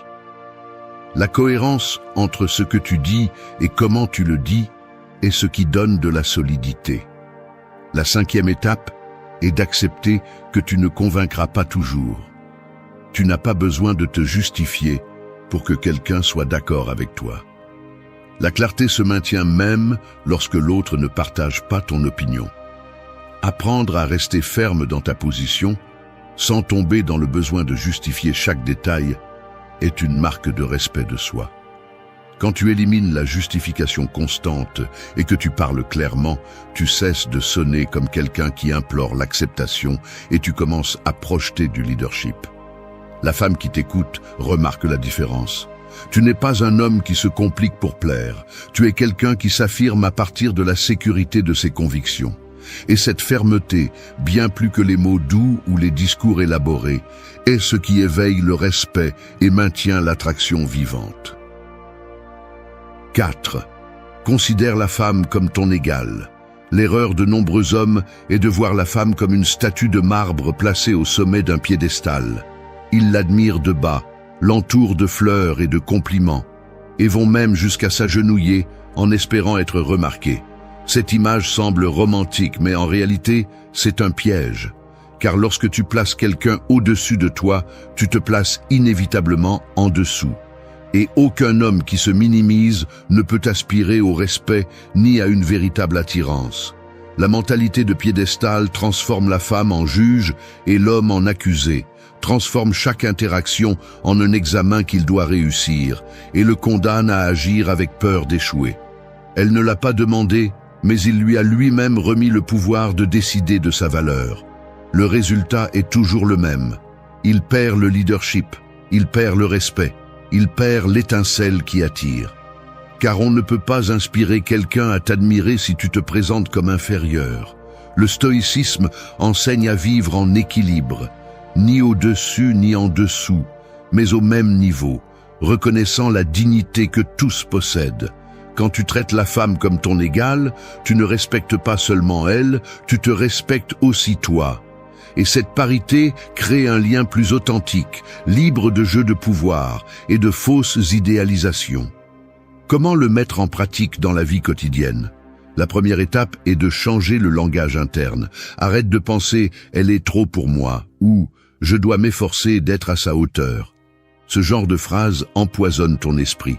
Commence à te dire « je suis aussi précieux, je contribue aussi ». Non pas comme une façon de gonfler l'ego, mais comme un rappel que tu as de la valeur pour ce que tu es, pas pour comment tu es perçu. La deuxième étape est de pratiquer la cohérence dans les actions. Si tu dis que tu la vois comme ton égale, montre-le dans ton comportement. Ne mets pas ta vie en pause pour satisfaire chacun de ses caprices. Ne change pas tes plans juste pour plaire. Une relation saine se construit lorsque les deux s'ajustent, pas quand l'un sacrifie tout pour plaire à l'autre. La troisième étape est d'exprimer l'admiration sans tomber dans l'adoration. Il est bon de reconnaître sa beauté ou son intelligence, mais ne transforme pas chaque conversation en un sermon d'éloge. Le compliment perd de sa valeur quand il devient une addiction. Admire avec équilibre, reconnais avec naturel, mais ne perds jamais l'essence de qui tu es juste pour gagner l'approbation. La quatrième étape est d'établir des limites claires. L'égalité n'existe pas si l'un a peur de dire ce qu'il pense. Si quelque chose ne te plaît pas, dis-le calmement. Si quelque chose te dérange, exprime-le avec respect. La femme ne respecte pas l'homme qui se tait par peur. Elle respecte celui qui reste ferme sans avoir besoin de hausser la voix. La cinquième étape est de construire ta vie au-delà de la relation. Quand ton monde tourne exclusivement autour d'elle, tu la places inévitablement sur un piédestal. Mais si tu as des objectifs, des passions et des projets propres, tu lui montres que ta vie a une direction, avec ou sans son approbation. Cette indépendance est la preuve la plus claire que tu la vois comme ton égale, pas comme le centre absolu de ton existence. Garder la femme comme ton égale ne signifie pas lui enlever de la valeur. Cela signifie lui donner la même que tu te donnes à toi-même. C'est un acte d'équilibre qui transforme la dynamique, car il n'y a pas d'attraction plus forte que celle de deux personnes qui se regardent face à face, sans chaîne de supériorité ni d'infériorité, partageant un respect mutuel. Un homme qui apprend cette leçon ne renforce pas seulement ses relations, il récupère aussi son leadership personnel. 5. Affronte le conflit avec sérénité. Le conflit est comme le feu. Il peut tout consumer en quelques secondes ou il peut forger l'acier le plus résistant. La différence ne réside pas dans le feu lui-même, mais dans la manière dont tu l'affrontes. Beaucoup d'hommes pensent que fuir le conflit est la meilleure façon de protéger la relation, que se taire, céder ou se mettre de côté est synonyme de paix. Mais tout ce qu'ils réussissent à faire, c'est accumuler de la tension, perdre de l'autorité et montrer de la faiblesse. Car lorsque tu crains le conflit, ce que tu transmets en réalité, c'est la peur de perdre. Et cette peur détruit plus que n'importe quelle dispute. La femme ne respecte pas l'homme qui fuit un problème, pas plus que celui qui explose sans contrôle, car la colère démesurée est une autre facette de la même insécurité. Elle respecte celui qui se tient avec sérénité, celui qui affronte l'inconfort sans trembler ni déguiser sa posture. La véritable force n'est pas d'éviter le feu, c'est d'apprendre à marcher à travers lui sans te brûler. Le stoïcisme enseigne que ce qui blesse n'est pas ce qui se passe, mais comment tu décides de répondre. L'homme qui entraîne son esprit sait que les conflits ne sont pas des menaces à sa valeur, mais des épreuves pour démontrer sa tempérance. Chaque dispute est un terrain où il peut montrer son contrôle, sa clarté et sa fermeté. Et cette maîtrise est ce qui inspire le respect. Comment le pratiquer dans la vie quotidienne? La première étape est de changer la perception. Ne vois pas le conflit comme un monstre qui vient te détruire. Considère-le comme une opportunité de grandir. Si tu cèdes toujours pour éviter les problèmes, tu deviens un homme invisible, et l'invisible n'attire jamais.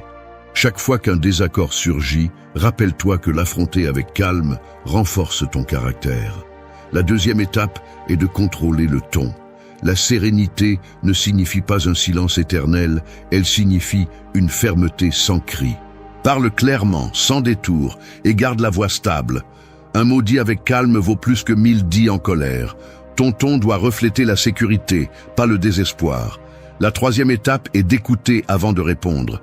Beaucoup de conflits s'aggravent parce que l'homme réagit sans comprendre ce que l'autre personne voulait vraiment dire.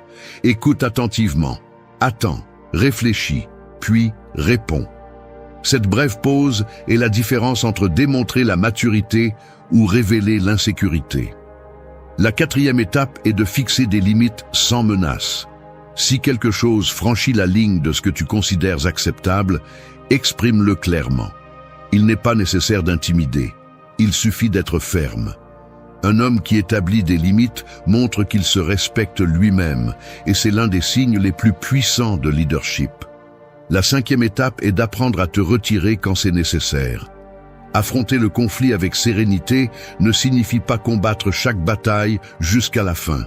Parfois, la meilleure démonstration de force est de se retirer, non pas parce que tu fuis, mais parce que tu ne permets pas que ton énergie se gaspille dans des disputes sans sens.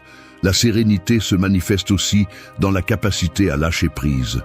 La sixième étape est d'entraîner ton esprit dans des situations quotidiennes. Pratique la tranquillité lorsque quelque chose de petit t'irrite, comme le trafic ou une erreur au travail. Si tu ne peux pas te maîtriser dans les choses simples, tu ne pourras pas le faire dans les grandes. Chaque occasion est une répétition pour renforcer ta tempérance. Lorsque tu affrontes le conflit avec sérénité, tu cesses d'être l'homme qui se cache ou celui qui explose. Tu deviens quelqu'un qui transmet la confiance même au milieu de la tempête.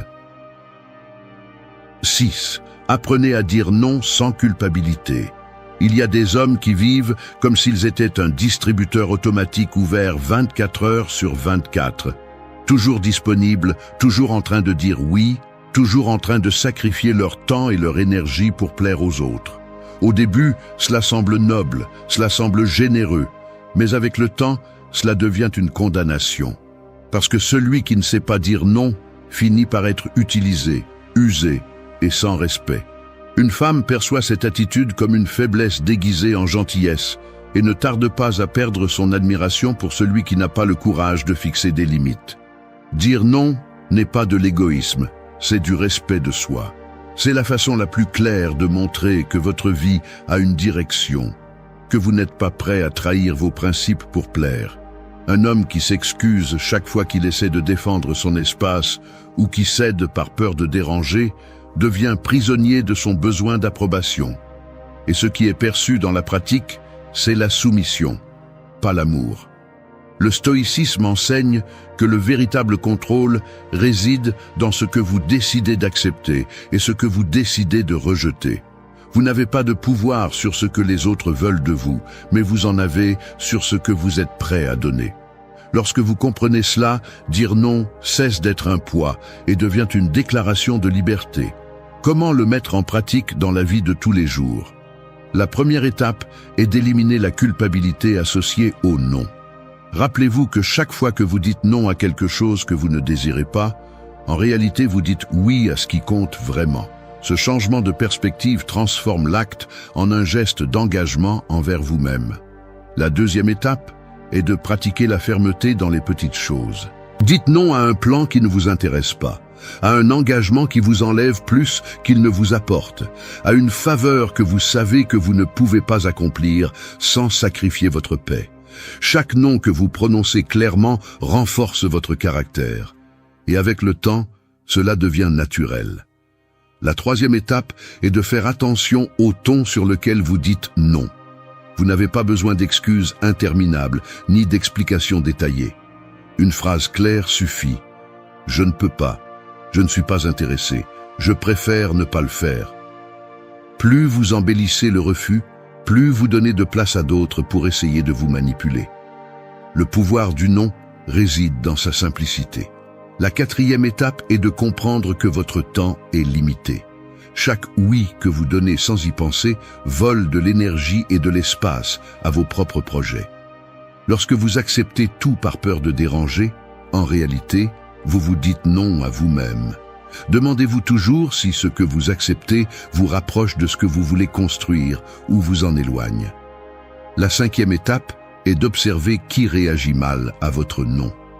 Une personne qui respecte votre refus respecte aussi vos limites. Celui qui s'offense ou vous blâme pour ne pas l'avoir satisfait révèle qu'il n'était jamais intéressé par vous, mais par ce que vous pouviez lui donner. Ce filtre est précieux, car il vous libère des relations qui drainent votre énergie. Dire non sans culpabilité n'est pas rejeter le monde, c'est choisir votre vie. Ce n'est pas fermer des portes, c'est ouvrir les bonnes. C'est un acte de maturité qui envoie un message puissant.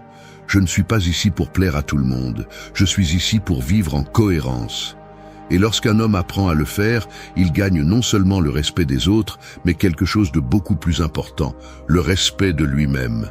Une femme peut admirer beaucoup de choses, mais rien n'est aussi attrayant qu'un homme qui se tient debout et ne se brise pas dans sa tentative. 7. Vive avec un but et de la discipline.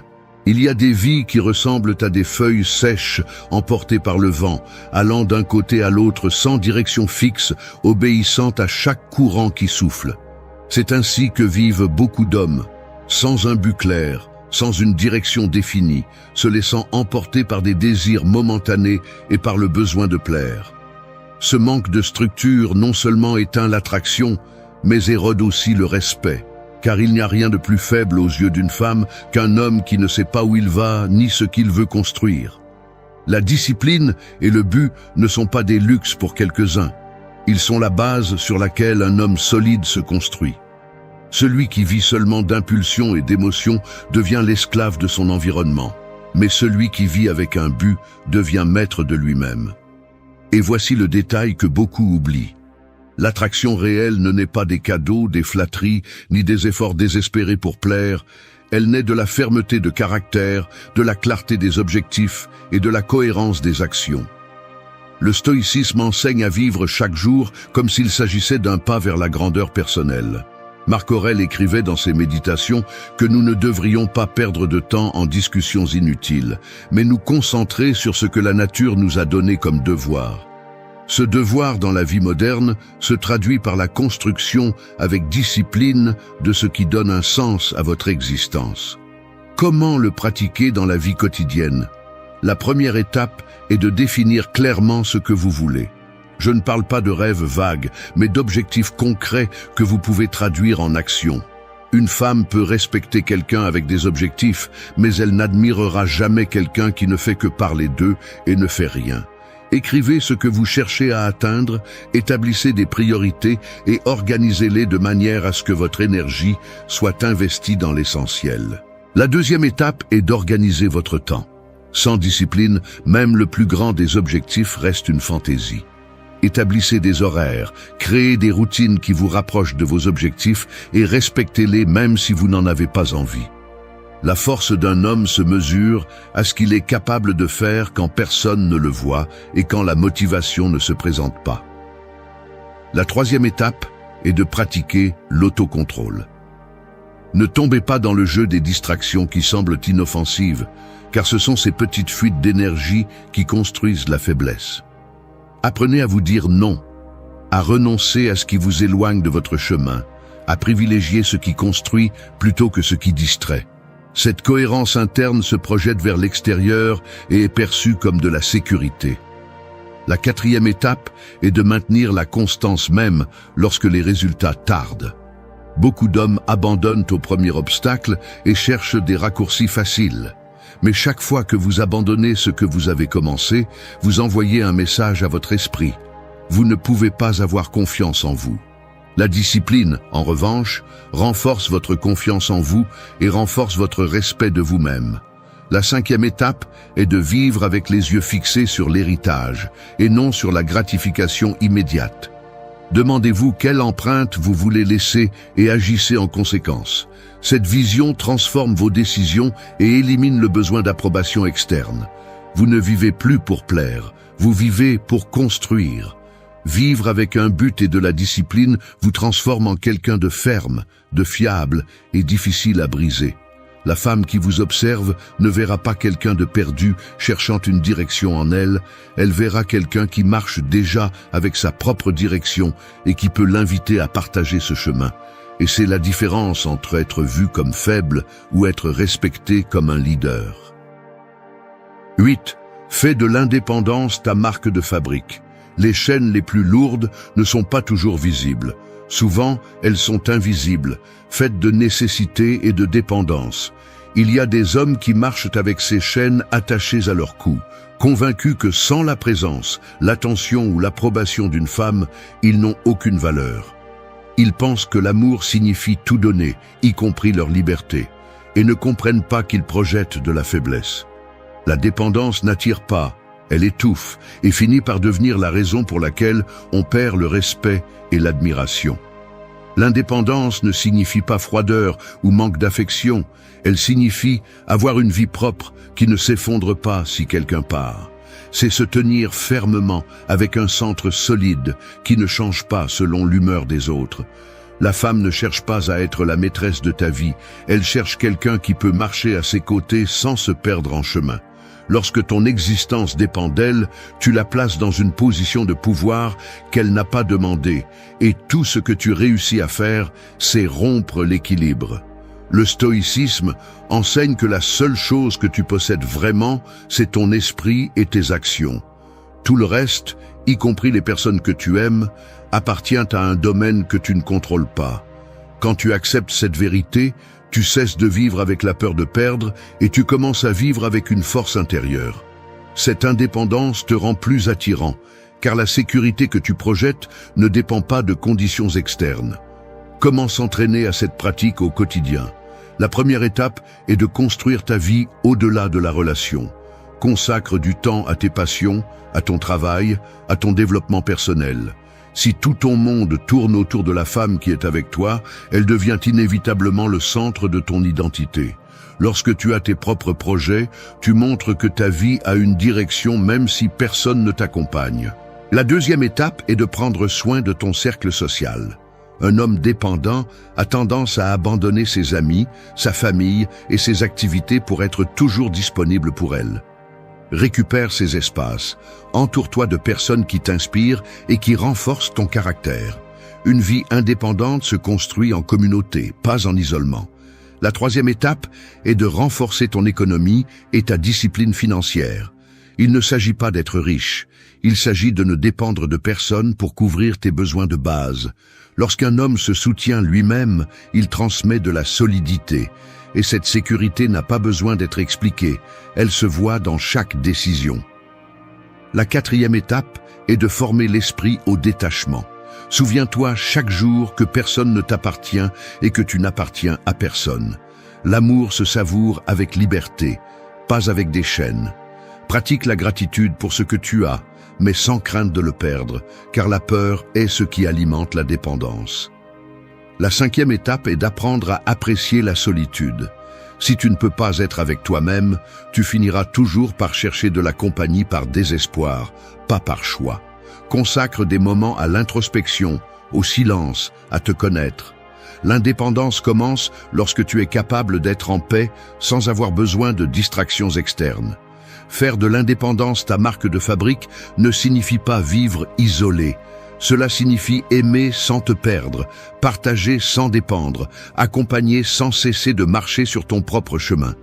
Cette attitude suscite le respect, car elle montre de la force, et attire, car elle transmet de la liberté.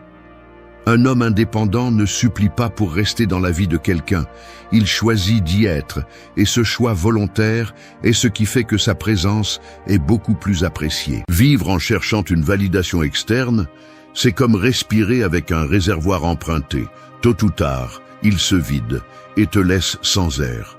Chaque fois que tu attends que les autres t'applaudissent, qu'ils t'approuvent ou qu'ils reconnaissent ton effort, tu cèdes le contrôle de ta vie.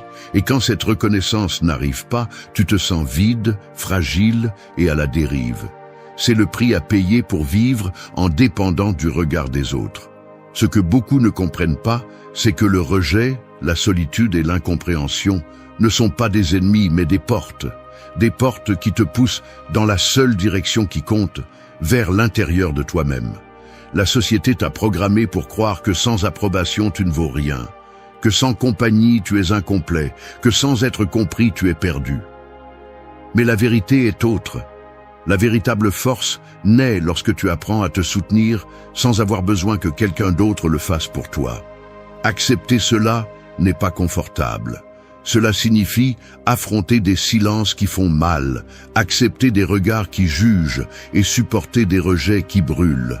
Mais c'est dans ce feu que se forge la discipline, la clarté et l'authenticité.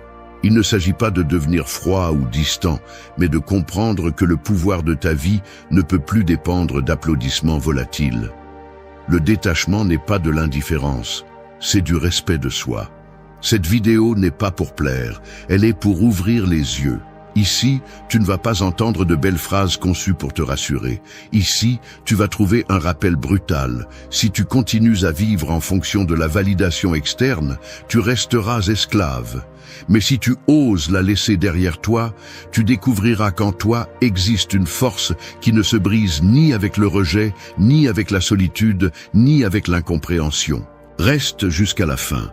Car ici, je te donnerai 8 attitudes stoïciennes qui ne sont pas théoriques, mais des pratiques concrètes pour couper la dépendance à l'approbation des autres et construire un pouvoir silencieux, fort et inébranlable. 1. Valide ta vie de l'intérieur. Un arbre qui pousse au sommet d'une montagne ne demande pas la permission au vent de le soutenir, ni ne supplie le soleil de l'admirer.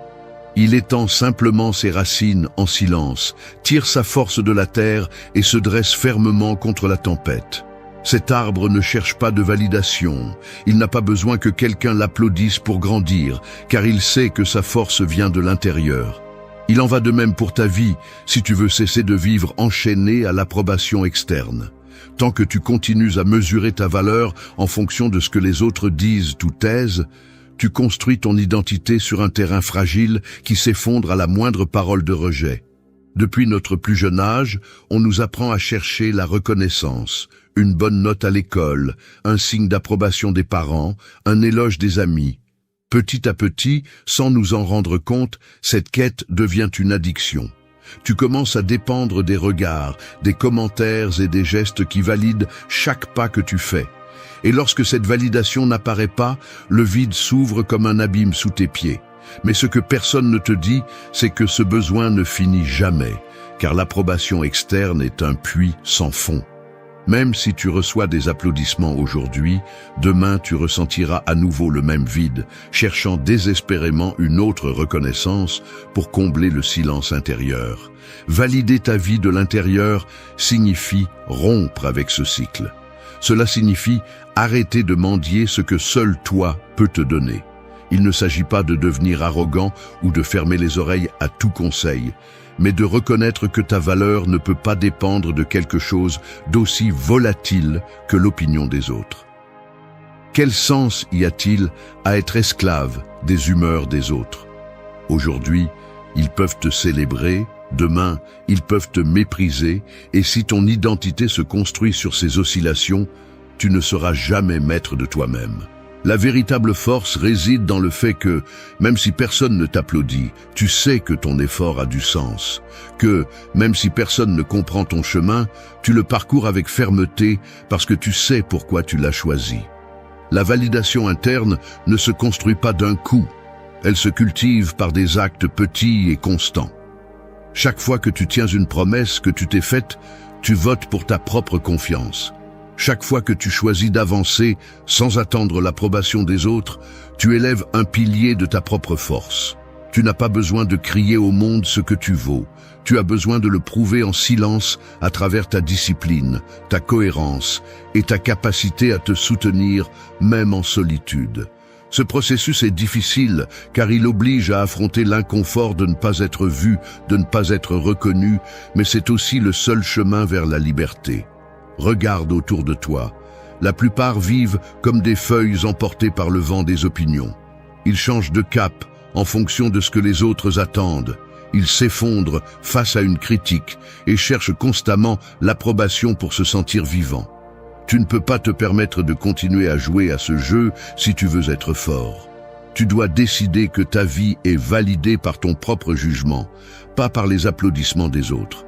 À quoi bon être applaudi par tous si tu sais toi-même que tu trahis ce que tu veux vraiment? À quoi bon être reconnu si tu te consumes en silence à l'intérieur parce que tu ne vis pas selon ta vérité? Valider ta vie de l'intérieur est une déclaration d'indépendance. C'est regarder dans le miroir et ne pas avoir besoin que quelqu'un d'autre confirme ce que tu vois. C'est marcher avec la certitude que ta valeur ne fluctue pas avec le regard des autres. C'est te soutenir, même si personne ne te reconnaît. 2. Transforme la solitude en ta force. Les montagnes les plus imposantes ne se dressent pas au milieu des foules. Elles s'élèvent en silence, loin du bruit, dans des paysages où la solitude est reine. La solitude n'est pas un vide à craindre, c'est un terrain fertile, qui, si tu sais l'habiter, te permet de grandir avec des racines plus profondes que n'importe quelle compagnie éphémère. Le problème est que l'on nous a appris à la voir comme une condamnation, comme un signe d'échec ou d'isolement.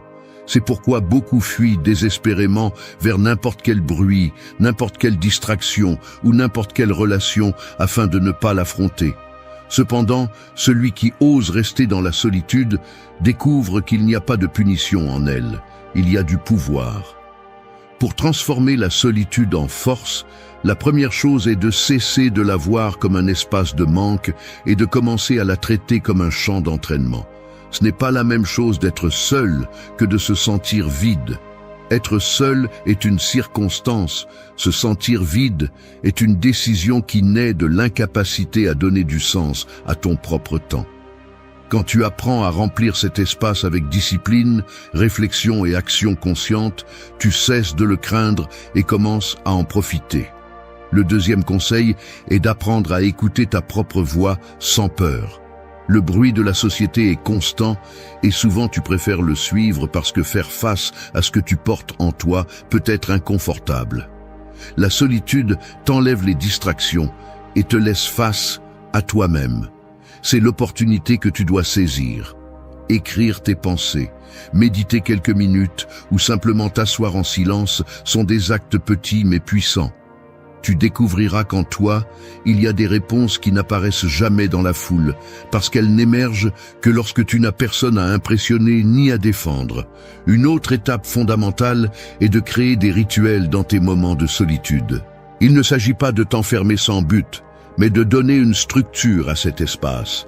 Te lever tôt et utiliser ces minutes sans interruption pour planifier ta journée, lire, t'entraîner ou réfléchir, crée une habitude qui renforce l'esprit. Quand tu fais de la solitude un terrain d'entraînement constant, tu cesses de la voir comme un ennemi. Tu te rends compte que c'est le seul endroit où personne ne te distrait de ton but et où tu peux travailler sans la pression des attentes des autres. Le quatrième conseil est de ne pas confondre solitude avec isolement permanent. L'idée n'est pas de vivre enfermé en toi-même, mais d'utiliser ces espaces comme des ancres pour ne pas dépendre des autres. Quand tu sors dans le monde après t'être entraîné dans ta solitude, ta présence change. Tu ne cherches plus désespérément l'approbation, parce que tu sais te soutenir sans elle. Tu n'acceptes plus n'importe quelle compagnie, parce que tu as appris à apprécier la tienne. La solitude t'apprend à mieux choisir les personnes avec qui tu partages, parce que tu ne pars plus de la peur d'être seul, mais de la clarté que ta compagnie suffit. Enfin, tu dois comprendre que la solitude révèle des vérités que le bruit cache. Si tu es mal à l'aise d'être seul, c'est parce que tu n'as pas encore fait la paix avec des parties de toi que tu préfères ignorer. Affronte-les, intègre-les, travaille-les. C'est l'essence du processus stoïcien. Ne pas fuir l'inconfort, mais l'utiliser comme outil de transformation. La solitude peut te montrer tes faiblesses, mais c'est aussi l'endroit où tu les transformes en force. Quand tu apprends à marcher accompagné de toi-même, le rejet cesse de faire peur, l'incompréhension perd du poids et le besoin de validation externe se dilue. Parce que tu comprends que tu n'es jamais vraiment seul, tu es toujours avec toi, et si tu sais te soutenir, cela suffit. 3. Fais du rejet ta boussole. Le feu peut consumer ou forger, tout dépend de la façon dont tu l'approches. Le rejet est ce feu. Il brûle, il dérange et il fait mal quand tu ne comprends pas son but, mais il devient un guide quand tu apprends à le regarder avec d'autres yeux. Chaque fois que quelqu'un te ferme une porte, tu as deux options. Te lamenter parce qu'on ne t'a pas laissé entrer ou comprendre que ce chemin n'était pas le tien. Le rejet n'est pas un signe que tu ne vaux rien, c'est un signe que tu as besoin d'ajuster ta route. La première chose est d'accepter que peu importe ce que tu fais, tu ne seras pas toujours approuvé. Tu peux te donner à fond et pourtant, il y aura toujours ceux qui ne voient pas ta valeur. C'est la réalité. Ce n'est pas un échec de ta part, c'est une partie de la vie. L'erreur est de prendre chaque non comme une sentence définitive. Quand quelqu'un te rejette, tout ce qu'il fait, c'est te le montrer de son point de vue, et ta valeur ne dépend pas d'un jugement externe. La pratique stoïcienne enseigne à ne pas donner de pouvoir à ce que tu ne contrôles pas. Et l'opinion des autres est exactement cela. Un terrain étranger. Le conseil ici est simple. Arrête d'interpréter le rejet comme une perte et commence à l'utiliser comme une carte pour rediriger ton énergie là où elle appartient vraiment. Le deuxième conseil est de voir le rejet comme un filtre. Chaque non élimine un chemin qui n'était pas destiné à te renforcer. Chaque personne qui te rejette, chaque opportunité qui se ferme, te fait gagner du temps et t'épargne de l'usure dans quelque chose qui aurait drainé plus qu'il n'aurait apporté. Fais une liste des fois où le rejet t'a fait mal sur le moment, mais avec le temps, c'est transformé en bénédiction. Tu verras que beaucoup de choses qui ne se sont pas passées comme tu l'espérais ont été précisément celles qui t'ont mené là où tu devais être. Cette pratique t'entraîne à voir le rejet avec gratitude, pas avec ressentiment. Le troisième conseil est de transformer la blessure en élan. Le rejet fait mal parce qu'il blesse l'ego, et l'ego veut toujours être reconnu. La prochaine fois que tu ressens cette piqûre, au lieu de chercher une validation immédiate, assieds-toi avec ce malaise et utilise-le comme moteur. Demande-toi, qu'est-ce que je peux améliorer? Qu'est-ce que je peux apprendre? Qu'est-ce que cette situation me montre sur moi-même? Le rejet est un maître, même s'il parle d'une voix dure. Écoute-le et transforme-le en carburant pour ta discipline. Laisse chaque non te pousser à élever ton standard, pas à diminuer ta confiance.